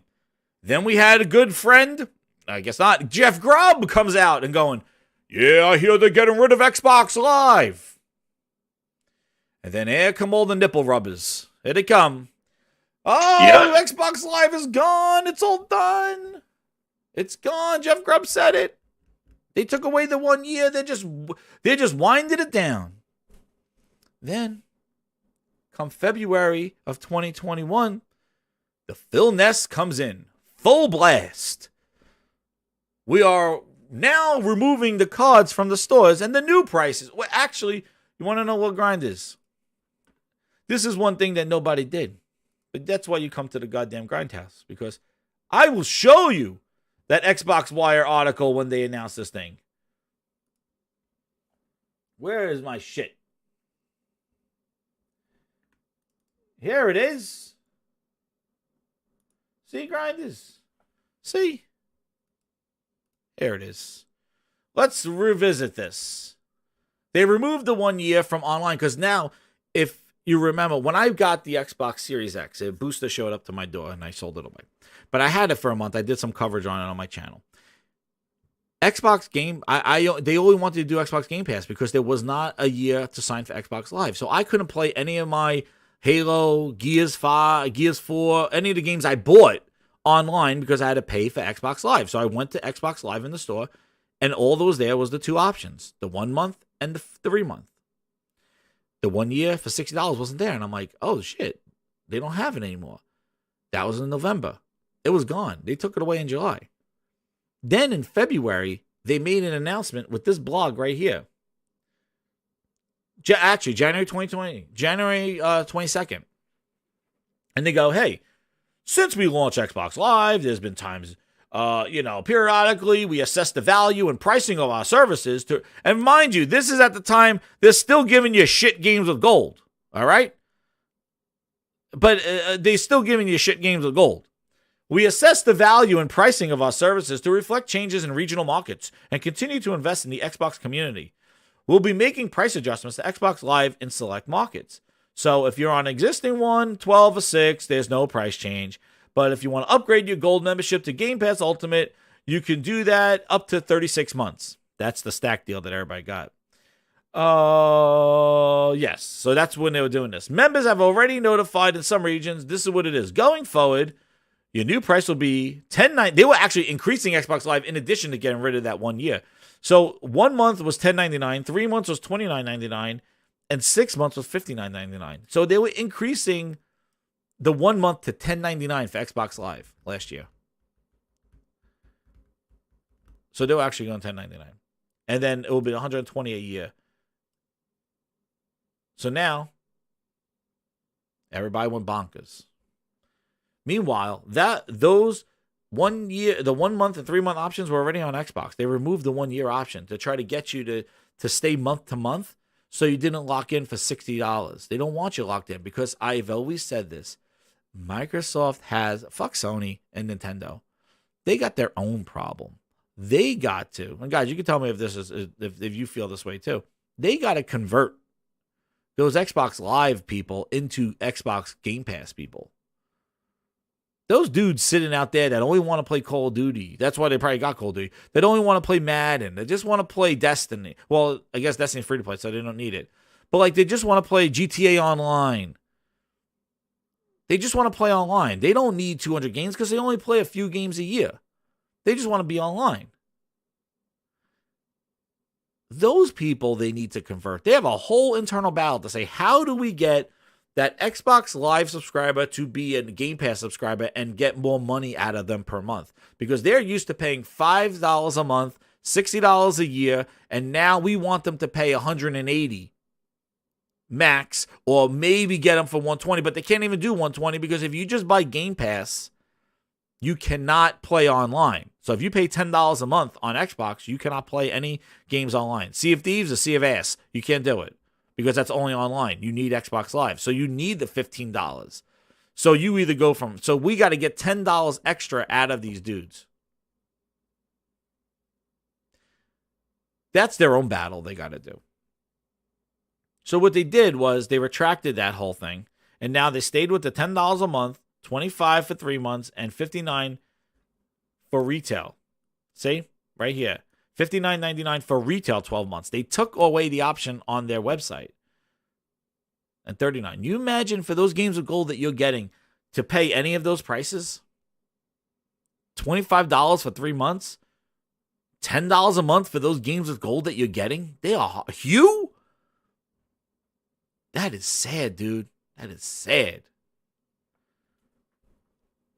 So, this whole thing going away, it's been there. The only way you could get the 1 year is through retail. The plot thickens. Watch this. What do you guys think about it? Well, I find this. Yeah. What do I think about that Xbox Live Gold thing? Like, you know, if they remove, they only at retail. Because they're trying to make, they're doing two things. They want recurring revenue, right? So you'd be able to buy it by the year. Doesn't really fit the business, and getting a discount doesn't really fit the business model that they want. And also, doesn't fit the business model. And they want to make Game Pass more appealing. Yes, that's the key. So this artificial price increase makes Game Pass look better, like a better deal. Mm-hmm. And I had this article from Reddit, dude. And this thing says that Microsoft Store limits you to 1 to 3 month purchase. And this is exactly what you're saying. You're saying that they're messing around with Xbox Live because they want to make Game Pass more enticing. So if they increase the price of Game Pass, now you look at the price of Xbox Live. Now you look at Live and Game Pass, and you go, wait a second. Together, they're like $400 a year. $120 for Xbox Live, and then $10 a month for Game Pass. That's $120. That's $240. Well, we got a deal for you. For only $180, you could get both of them. Yay! That's the scam. That's the state of Philness. Even more Philness. Yeah, they took away the 1 and 3 month purchase options. And then don't be misled by this. You can purchase a gold subscription for 12 months. You just need, I need a friggin' drum roll. You just need to go through a support agent to purchase it, or a third-party brick-and-mortar store. They got that Philness locked behind a goddamn support agent. An Xbox agent. You only get this shit here, everybody. Hit that like button. You only get this shit here. This is the Grindhouse. You could get it. So everybody that was complaining about the $60, you could get the $60 on Xbox. You just got to go to a support agent, an Xbox undercover agent. And he'll probably whine and dine you. And why? Listen, get a link, sorry. Or you can buy the card through a third party. Well, that's what it says. You could buy it through a third party store at Amazon or Best Buy. But if you just want to, you're there and it's like, hey, I want to do a support agent. Listen, you ever sign up for Sirius Radio? Why do you think you got to go to a support agent for the $60 option? Xbox undercover. You ever sign up for Sirius and try to cancel? You can't just hit cancel when you do Sirius XM Radio. You got to call them. And what happened? Remember AOL? Old timers, remember AOL? Could you just go into AOL.com and just cancel it? Oh, no. You had to talk to somebody. And what did that person do? Oh, don't cancel. Don't cancel. I'll give you 2 more months for $10. I'll give you a year for, don't cancel. Did you hear about this option? They wine and dine you. They try to keep you around. Well, you know what? The next 3 months, I'll give it to you for $4. Oh, really? $4 instead of $10 a month? Yeah, sure. Hopefully you forget about it and we'll keep charging you afterwards. Well, I'm not saying that. Oops, I didn't say that. So why do you got to go through a Philness agent to sign up for 1 year of Xbox Live Gold? Why are they hiding it? Because you know what that agent is? Phil Spencer in a goddamn onesie. He's sitting there and he's like, did you hear about Game Pass? You don't have to pay $60 just to play online. And those amazing games of gold that value over $170 a month. You could get those games and 200 more just by signing up for this Game Pass Ultimate. Did you hear about Game Pass? And that's exactly why it's behind the support agent, an Xbox undercover agent. Because they want to tell you about Game Pass. Because they don't want you a year on Xbox Live Gold. No.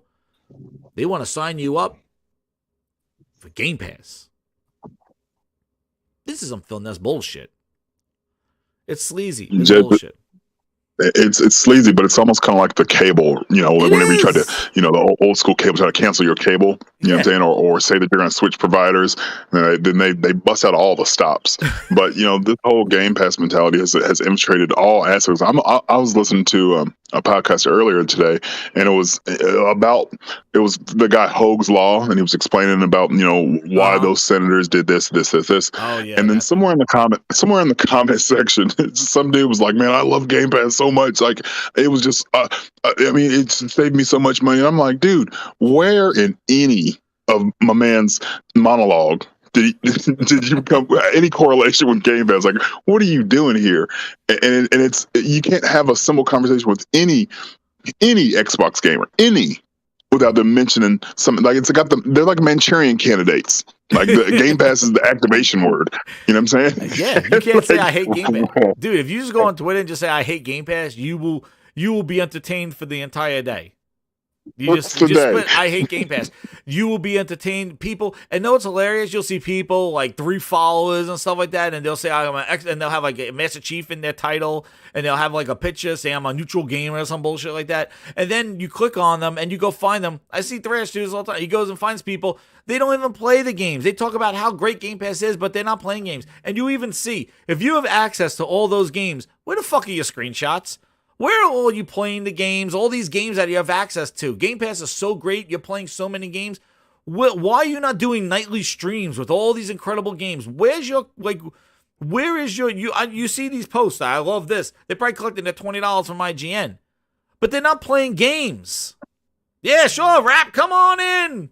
Grindhouse is open. Been trying to get Rap on here last week. This week I've been trying to get him because B-Rap was rapping. He was fighting people left and right, man. He's grinding those gears. But yeah, come on in. We're gonna probably talk about the Activision thing. So all the stuff, the great stuff you want to talk about. But you're exactly right, man. Goes like it's this like, and I said they don't care. Like if you're gonna be like, well, I can't wait to play this game when it comes to Game Pass, then really you're not interested in that game to begin with. Like, you go try. I'm not saying that the game's bad. I'm not saying that's wrong, but don't be hyping day and date and because you hype day and date, you're not willing to buy games. And I was listening to, holy shit, I was listening to Thrash's friggin' debate with Fratanga. Oh Jesus! You want to first off. He had Forza Horizon. He bought Game Pass and currently subscribed to Game Pass for Forza Horizon on his PC. He's a PC dude. Because these PC dudes now love Xbox now because Xbox got on their knees and is eating that ass of PC gaming because now they think that they're important. So they love Xbox and what Xbox is doing because now they don't have to leave their platform of choice because they say console warring is stupid. But meanwhile, see if one of their favorite games goes to an Epic store. Somebody opens up a new marketplace. Their balls will be in a twist. What? I gotta download a new installer? No, Steam. Gabe Newell sucks my cock. As Frog will put him, cocksuckers and clowns. But they're complaining. He paying for Game Pass. Now, his game had trouble installing because that Xbox store sucks balls over there. It sucks. And it didn't launch. I remember Wooly had the same issue with it. But he's paying recurrently, but then he turned it around and blamed Thrash for buying Battlefield at $100 going, ha ha ha, it was a broken game. Yeah, you want to know what? You buy a game, and yeah, if it's broken or something like that, yeah, that sucks. You know what? That sucks. But I would say you're more of a sucker for having a game sit on your hard drive that doesn't work, and you're paying a recurring fee every month for access to that game that you're not even playing. Like, who's the bigger fool? I was played for a fool because I bought Battlefield in the $100. Now I know next time, fuck you, EA. I learned my lesson. But what is your situation? You're consistently paying a monthly payment for games that you're not playing or you have no interest in or are not working. That sounds like insanity. And he got all tongue-tied, too. He got all, like, when Thrash threw it at him, he got to stuttering real quick. Exactly, because it made no sense. And what his comeback was to say, aha, you bought Battlefield. And it's like, this whole, like, you bought a game shaming stuff I don't know where this Game Pass mentality came from, because they just hack and pirate games if they don't like a title screen on PC. Like, they think, like, PC gaming, keep that shit. They can do whatever they want. I game on PC, but I'm not. It has its own set of problems. But you coming over here trying to use your PC stuff, it doesn't make sense, because you have a much more freedom. The problem here with the this whole buying games and being shamed for it, I think that shit has to stop at the door.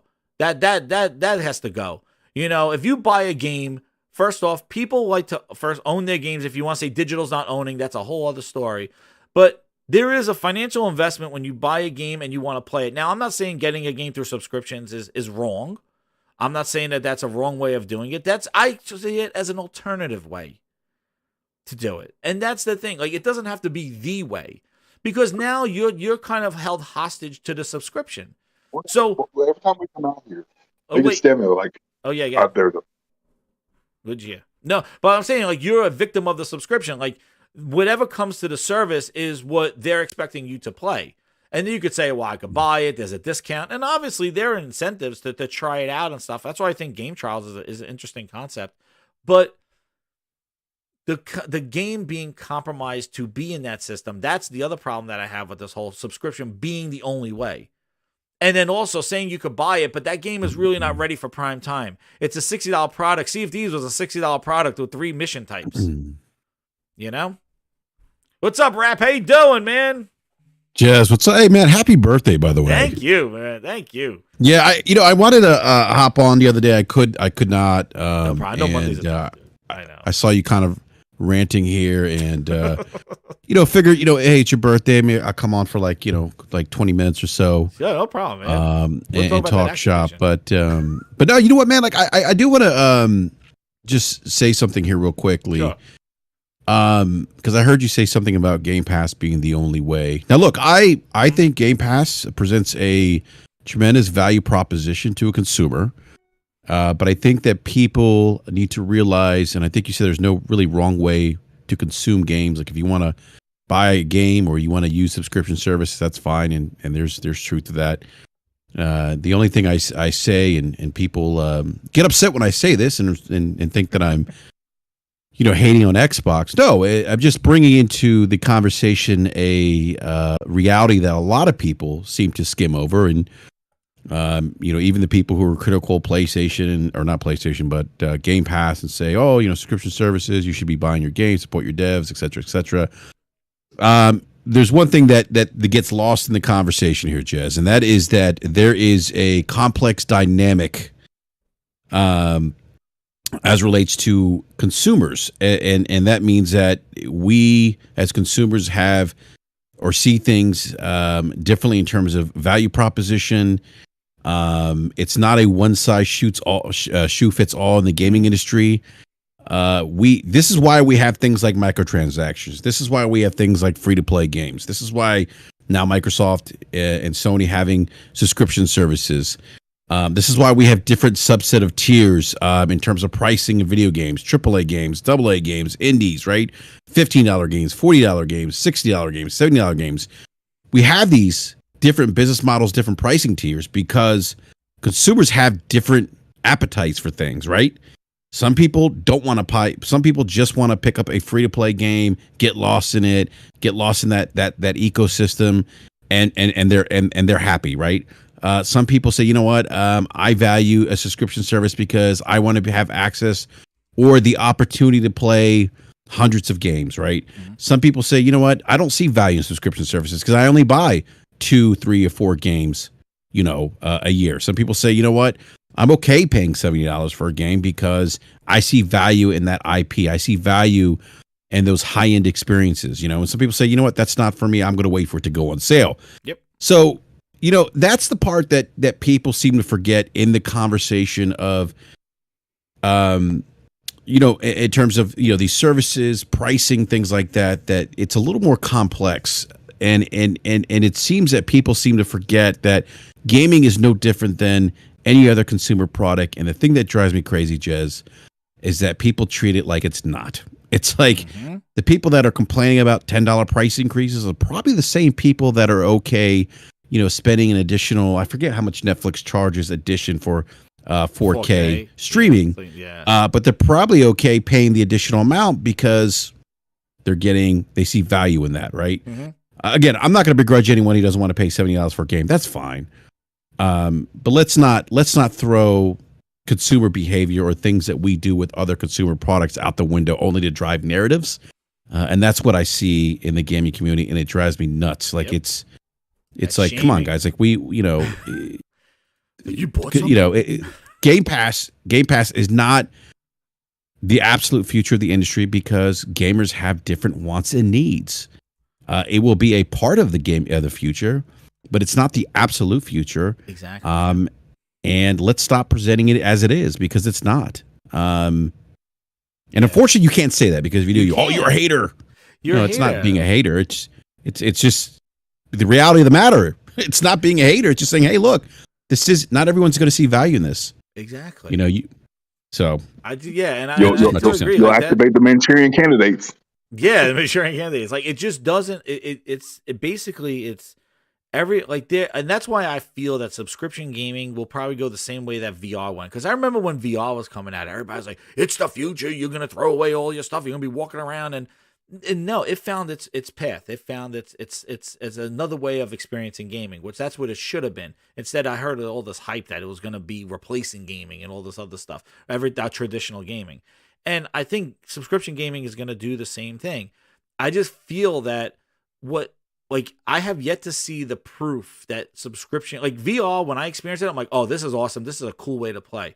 But VR is great. Yeah, and like subscription, it's not for everyone, Jez. It's not for everyone. No, not everybody wants that experience. Nobody wants to put a headset on or spend the money. That's what I'm saying. Like even, and I don't mean to interrupt, but even with VR, I remember people saying, "Oh, PlayStation VR 2 needs to be at the same price point as Oculus Quest 2." I'm like, why? No, it doesn't. It's not going to. Because within the VR space, again, it's people not understanding that there's complex demographics in products. You could actually categorize consumers into different tiers based on their spending or their appetite for spending or what their threshold of pain is for spending, but also what they see value in. The same applies to like VR. When people say those things, I'm like, no, they don't have to, because just like HTC doesn't have to make the HTC Vive, which is like an $800 or $900 VR headset, they don't have to make it compete with the Oculus Quest at a price point because they're targeting two different demographics. Yep. And PlayStation VR 2 is going to do the same thing. Exactly. Again,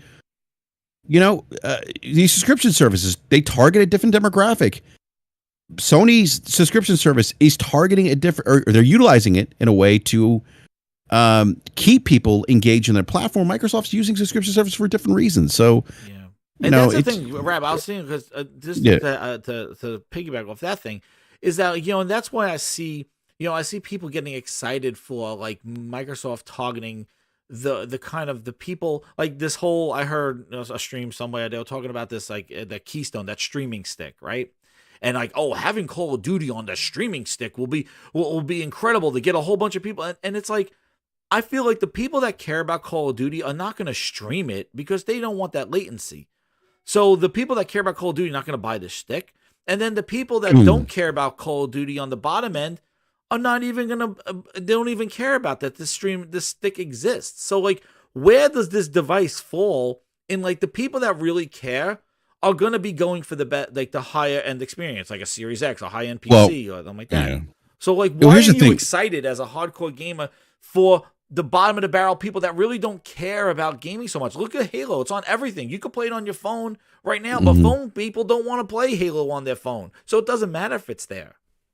Well, Jess, that's the thing. Like people, I get the excitement of streaming content via a stick like a Fire Stick type device or Keystone, right? I get the excitement of that from a technology perspective, right? In theory, it sounds cool. But to then say that, oh, this is going to, get market share back. A lot of people are going to want to, pick up this Keystone thing to play, Call of Duty, that way. Like maybe some might, but maybe others might not, because it's not just access per se. Are they interested in Call of Duty? And if they're not interested, they're not going to come play just because it can stream. You may get some people that say, you know what?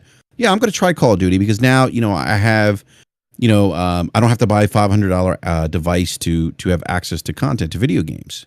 You may get some people, but I don't think there's going to be this mass exodus or this huge new influx consumer base of basically mind share. Like, I feel like the way people want Xbox to return to its glory is by this route of going to this bottom this bottom feeding type thing, instead of leading with premium content, especially if you are a gamer that likes premium content, you grew up on that kind of content and stuff, to say like, this is their focus on the people that really don't care, and to see if we can convert those people, and that's how they're going to have more mind share than Sony, and Sony is going to be in trouble because Microsoft is just going to dominate because they're going to the bottom end. I think that's part of the problem, though, Jez. People need to stop comparing these companies with each other, and it needs to stop. They need to stop treating it like sports, man. You know what I mean? Like, yes. Like, oh, the Knicks are gonna, smoke the Nets this year. Like, no, like that's not what the conversation needs to be. You know what I mean? Like, I think it's fair to have a conversation around what these companies are doing, right? Because they are doing different things. Like Microsoft is using subscription services, removing that $500 barrier of entry to get more people into the door. Sony is in the business of selling you hardware. They're going to leverage their IPs in a way, kind of like a luxury product, if you will, to get people into their ecosystem, right? But like this idea of Microsoft's going to beat Sony or Sony's going to beat Microsoft, like look, I mean, it's trivial at best, and I see it. Look, I'm a reformed Xbox fanboy. Wait, reformed? Are you back? Yes. Or you're reformed? I don't know. Like, are you going? No. I mean like I'm a cured. That's what I am. Recovering. I should say recovering, not reformed. I'm sorry, recovering. Yeah. You're trying to recover. Well, Jez, look, man, dude, I know the mentality of the list wars.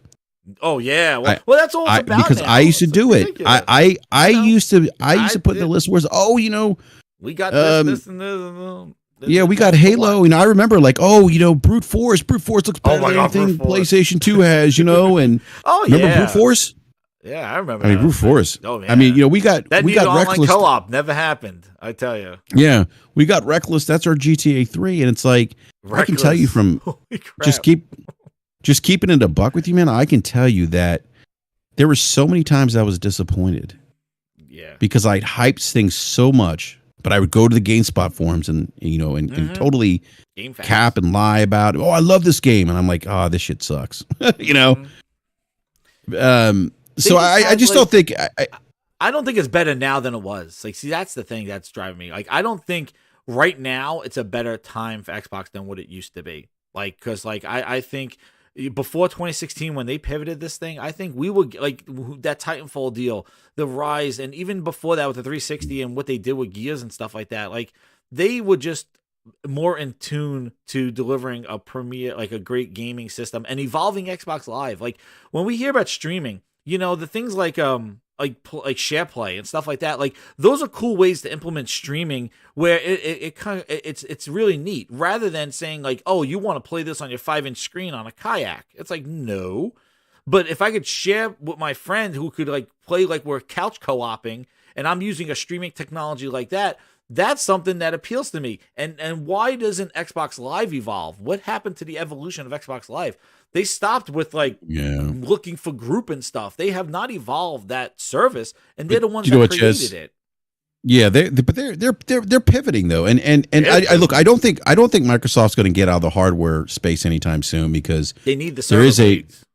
There's a group too that wants to buy hardware, that wants, again, this goes back to the varying demographics of the consumer base in gaming. You're going to have some people that want a dedicated hardware platform because they want the best experience. And I would make the argument, if that's what you want, you should go PC. That's another conversation.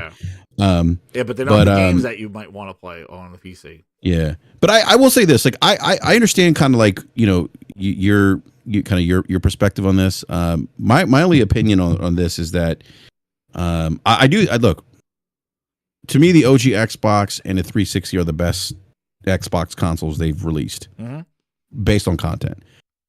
I do think that they're in a much better position now than they were 2013, even last gen. Really? Oh yeah, A better yeah. I think position? from a content perspective, absolutely, I do agree with that. We have do yet think to that. see the content. That's the problem I have. Like we Well, have yet to well, see I was that. going to say the other issue now is well, as exciting as it is that they've addressed They have a list. the elephant in the room. If they needed developers dedicated to making content. They do need to start showing stuff, and I know it's going to take time. And I know Jez, you'll be like, "Oh, how much time do we need, Prap?" They told me that in 2018. But look, I mean, I get that. I get it. I get it. It's kind of like you got to show me the goods now. I get that. They were But waiting it for is next going gen. to take Do you time. Remember? Like when you said the 2019, where are the games? They said, oh, they're saving it all for next gen, and then they release without a launch lineup, and then Halo gets delayed a year, and then Halo gets delayed, and then it comes out, and it's still getting delays upon delays of content. Like this is the thing. Like if whatever they did to Halo, well, and Perfect Dark is in perfect help. Like their studios are in trouble, and they have a list. And I said this on Monday's show was that you look at Activision, this Activision deal right now. These dudes, they just hired a whole bunch of testers, I think, today, like to turn them into permanent employees. But they are not they're not going back to make Crash Bandicoot right now. They are in a stalemate until this deal gets done. So you can't expect Xbox to come in there and start resurrecting IP until at least when this deal is done. And that's when they get their staff all lined up and all this other stuff. And when's that happening? Yeah, and the other thing too, Jez, is as exciting as it is for them to maybe resurrect like a Crash Bandicoot or some other That's what people games. Want, yeah. I mean, there's not a lot of historical precedent here to even suggest they would do that. I mean, there's games Look at from Banjo. Rare that people have been. They put them on the goddamn Switch, and meanwhile, they never even gave a Banjo game. Like, you would think they would use that as a way to entice people on the Switch. Like, hey, we'll give you Banjo on Smash because we're making a new Banjo game. Why don't you come over and check it out? No Banjo game in sight. Crazy. They're you know. Wait. What about those? Wait, you're botting. What? I didn't hear you. Hello? You said you I can't hear you like you're botting. Yeah, he's botting. You converted. What I'm happened? botting. Yeah. Yeah. Can you hear me now? No. Now, yeah. Nah, I was saying, I feel like Rare's. You're botting again. You're botting again. But he's probably saying we're Rare. What Phil Spencer should do. Actually, that's a great segue into my new clip. This is basically what happens when you go to a Sony studio and Herman Holtz walks in there. You're not gonna have your mommies run behind you anymore and wipe your little tushes. No more complaining. No more Mr. Kimball have to go to the bathroom. Nothing. There is no bathroom. That's what Herman Holtz does when he walks into his quality studios. Man. Oh my god. he demands quality. Oh and my then you god. go there. I don't want to touch his ass. I want to make him talk. Okay. Booty I want to make him walks talk. in there, hands off, ass first approach.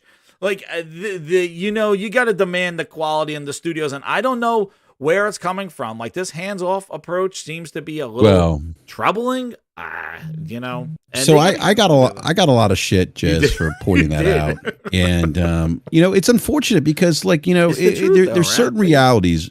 There's certain realities that, and this is the thing that bugs me too. Like there's certain realities that if we point things out, right? Like hey, Sony needs more. So it would be nice. Like one of those, like if Sony had some more, first party multiplayer shooters, that would be great. And people get mad when you say that. Well, no, I mean, like they don't have those. They didn't have those. It seems like they're addressing those. You're right. That's not a bad statement.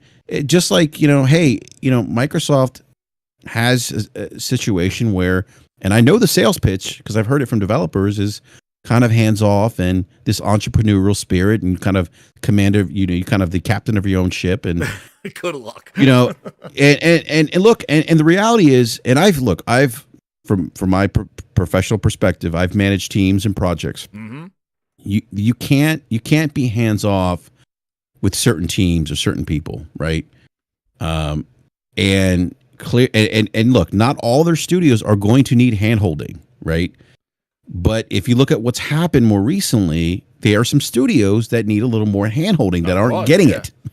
Yes, they do. That doesn't mean that, and this is the part that frustrates me. It doesn't mean that Microsoft sucks and they're a terrible company. It just means that they need to offer these studios more support internally so that they don't have development issues. This is, again, something that's not uncommon when you're managing teams or people.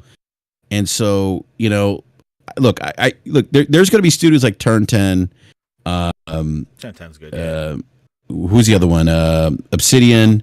I think Obsidian's good. The Coalition. They're not going to need their Without Ron handheld. Ferguson, we're going to see what's going on the Coalition. Ninja Theory. Ninja Theory. Yeah, Ninja Theory. Ninja Theory is another one. They don't need. Yeah. But when you see what happened at the initiative, right? When you see what the stuff from Undead and Fable, and do big things in small ways. Yeah, I mean, I don't put too much stock in the whole Fable thing. I think that's just. But did you hear what they quoted though? They said they do big things in small ways, and they I just don't. That's the Game Pass approach to of development. Let's do bigger things cheap because we're giving things away for cheap. Well, here's the thing, Jez. This is where I might disagree with you. I think, my opinion, I do think it's a little bit too early to say that the games are going to suffer because they may not have the budgets per se, these big AAA big budgets to make these games these big company, dude. because of a subscription service. I don't know. I'm just saying the jury's still out. Is it a fair? And no one will solve Is it gameplay. Is it a fair question to bring up? Yeah, I mean, I think it's fair to ask that. But when you don't see gameplay, when you don't see gameplay and you just see a title screen and then hear about all this stuff, then stuff is in a problem. And then you look at what they did with Halo gameplay. Like, the thing is gameplay will solve this. And that's the way Sony kind of got over its delays because they showed parts of the game. So when Horizon was delayed, it's like, oh, we saw like 3 videos already of Horizon. Like, okay, put it out a month. Like, it's not a big deal. But when you don't see anything or they don't talk about it, E3 came and went. They didn't show anything about Fable. He didn't say anything about Perfect Dark. He said nothing. And then all of a sudden you hear about this stuff.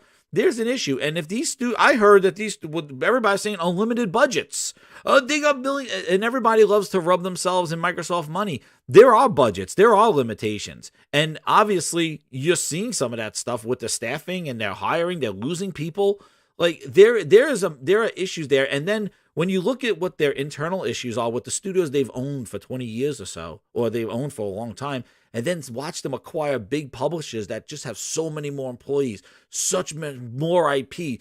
How are they going to manage this and ensure that quality content cadence comes out to justify their subscriptions and their involvement in gaming?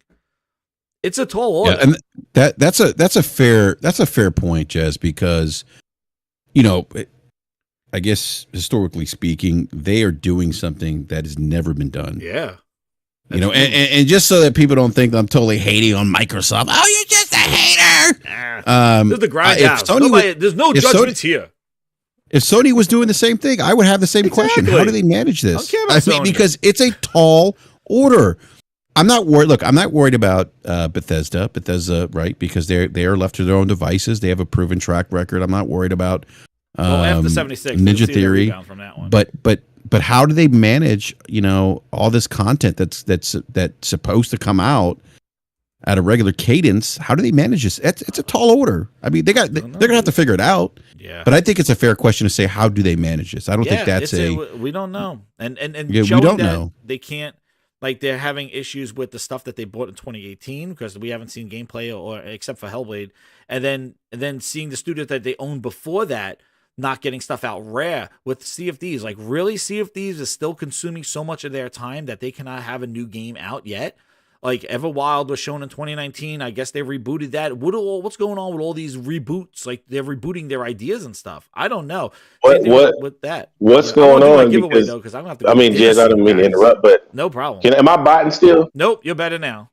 Am I botting? Okay. Hellblade put their game out 2017. So did Guerrilla and Horizon. We got the sequel to Horizon, a bigger sequel, a bigger game. So what's going on with Ninja Theory? And we're going to do Spider-Man. Spider-Man 1 already came out, and then we're going to have Miles Morales, and we'll probably have Spider-Man 2 before we probably see Perfect Dark. Or maybe Ninja Theory, Ninja game come out this year. I have no clue. But I do want to do the giveaway. So we're going to start the giveaway. I'm going to put the code in here. We'll do one code, Grinders. There's part one of the code, and I'm going to be dropping them because I'm going to be going to dinner. The Grinds dinner. But, yeah, I know. And there's a lot to be proven yet. And that's the other problem, B-Rap, like, of the You're whole my thing. number It's one like, telling me customer. this is the future when I think Game Pass is still in its infancy. And we got to see if the content can do that. Because Forza seems to stand the test of time with Game Pass. Like, even Forza Horizon 5, it was they were confident. Look how they showed the game at E3. They had weekly streams. They could do it. They just don't. They should be doing it to their games and help marketing their games. And it shows that they have confidence in Forza. And Forza quality, I think, stays because Forza has been great. But I do think that some of the innovation maybe they didn't want to do because they technically don't have to sell. Like, they don't have to make Forza 6 bigger and better than Forza 5. They could kind of change the environment, maybe tweak a couple of things and send it out there. You're in the 6th version. Whereas you look at Horizon, they have to sell you another product. So they got to make Horizon 2 bigger and better than the first one. Uncharted 2 had to be bigger and better than 1. 3 had to be bigger than 4. And that's what you do when you have to sell a new sequential product. But when you have a product where I got your money, I do a couple of tweaks here and there or release it. And really, what's the monetary incentive for me to invest in all this newness? Well, Jez, if I would say to you, then if that's the case, then that's just not for you, then, right? No, it's not. It's not. Yeah, I do it's not a Peekaboo service. Gaming. It's not a service for you. I do Peekaboo Gaming. So what I do is whenever there's something in Game Pass I want to play, I will subscribe and do it. So that's my Peekaboo Gaming. And again, I can't hate on that. Yeah, a lot of because people it do saves that me too, by the money, way. right? A lot of people. Like, it is what it is. But I don't like what they did with Halo, and I felt like Halo was a problem because of the service. And I don't think if Game Pass existed, Halo would have came out like that. And that's my biggest gripe because Halo was like my last straw. But even though I was pissed off before, but Halo really just said hands are off the table. Like, they're gonna do whatever they want now because they're willing to put their franchise out like that. And it had good core gameplay, but it was nothing like the Halo 5. Halo 5 wasn't that bad. The core gameplay in the shooting they got mechanics. They got it. They nailed it. Great. It's just and that's fine. And they always had it. That was never a complaint of Halo. But like Halo 5 was not that bad to warrant what is not there and what Halo Infinite is. Halo 5 just need to tweak the campaign around a little bit. The multiplayer was fire. They had all different options. Like, it wasn't that bad that it's like, because people came out like Halo was trash 5. Halo 5 was trash. Halo Infinite so much better. And it's like, whoa, they tweaked some gunplay and things like that. But like content and feature wise, no way. And story wise. But let me get to this last super chat. I'm going to put the second thing in here because I'm going to have to go, guys. Who are you with the 5? He goes, shouts to the wonderful panel. All the grinders in the chat are our spoken birthday host, Jez. Thanks for speaking out and never stop grinding. Thank you very much. Yeah, it is. And again, it's a me problem, right? Nah, it's becoming I just think, and there's the second one for the code in there. But yeah, I still think that it needs to be proven. And I just feel like that Halo suffered greatly from this model. And I think a lot of this pivoting and rebooting, I think has to do with Microsoft pivoting and rebooting. With its service. Like they decided to put their games day and date in Steam after Master Chief Collection. They've been constantly, changing. So hopefully they change for the best, but I think Phil needs to go. That's what I think. I think they need to do this. Or is it? You're fired.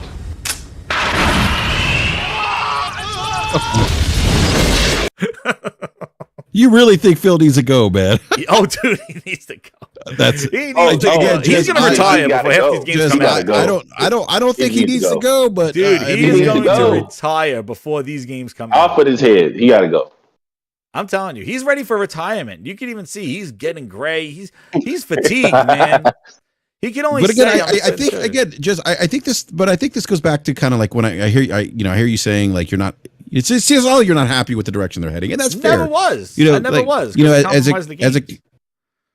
a consumer, I get that. So then I would just say that Microsoft isn't. They're not offering, and this is the thing where like people don't realize like just because you don't find value in what it is they're offering. No, it's not value. It's the games that are releasing from them. That's the thing. This pivot shows that they it's not value. Like everybody has their way of value. Like I'll get a game that's $40 game. I don't say buy it at 60. Everybody's what I mean by value in this case is that you don't like what they're doing. Like it's not speaking to Jez. No, I don't like what they're doing because what they're doing is driving my hobby into the ground, and people want that to be the be all and end all of what gaming is. And I feel like we have yet to see them release first party games in this model that stand the test of a subscription service, because exactly what I feared when they said everything is going in there day one, I was like, oh shit, now every game doesn't need to go in a subscription day one. There are different ways. There's a movie theater movie, there's a Blu-ray movie, there's a movie for digital, there's a movie for this.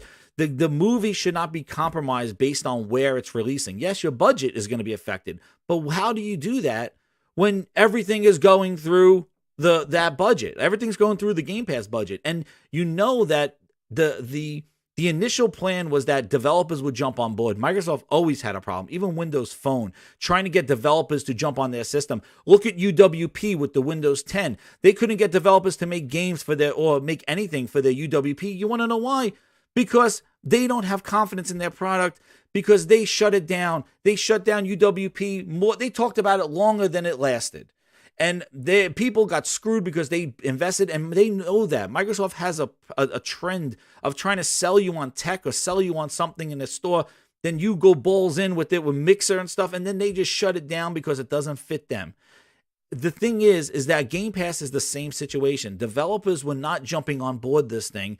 They had to pay these deals to get these games in there, and what do they say? Well, if they're not going to join us, they got to be us. So we got to go buy big publishers. They stopped buying the little studios they bought in 2018 and Double Fine. Now they're just going over autopilot, big publishers that could run on their own and could just pump production games into Game Pass because nobody wanted to be part of it.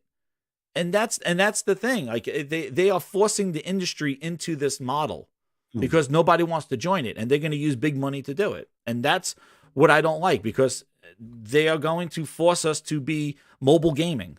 And I think there's a place for mobile gaming and there's a place for what we play. And we should have that choice. We should not be sitting there looking at a subscription telling me, well, this is what you're going to get, and we had to make the game episodic because it's going in here and we need your money each month. Like, I don't think that's the right way, and I just don't want that to be the way. And that's why people say, like, this is the future. That grinds my gears. And I think this is the last code here. Again, this goes back to if consumer choice. Like I said, like if they go, if it's all going to Game Pass, where's your choice? Yeah, no, that's what I'm saying. Like, we could choose to not actively participate, and again, I think it's people saying this is the absolute future is I don't think that's necessarily true either, because again, you being the example, you saying, Brap, this is not what I want. Not everyone there's other people that say, you know what, I know I'm good. I only buy 3 or 4 games a year, and that's I don't see the value in spending $100 a year. So yeah, there could be other people that look. I want this. I want this library. I want day and date. I see value in that. I'm going to subscribe. But no, it's not going to be the end all be all, because we all have different needs and wants, and no different than any other consumer product. Not everyone's going out and buying a $3,000 LG TV, right? Nope. Not everyone's subscribing to Netflix. Nope. I mean, it just, But that's what I mean. Like you're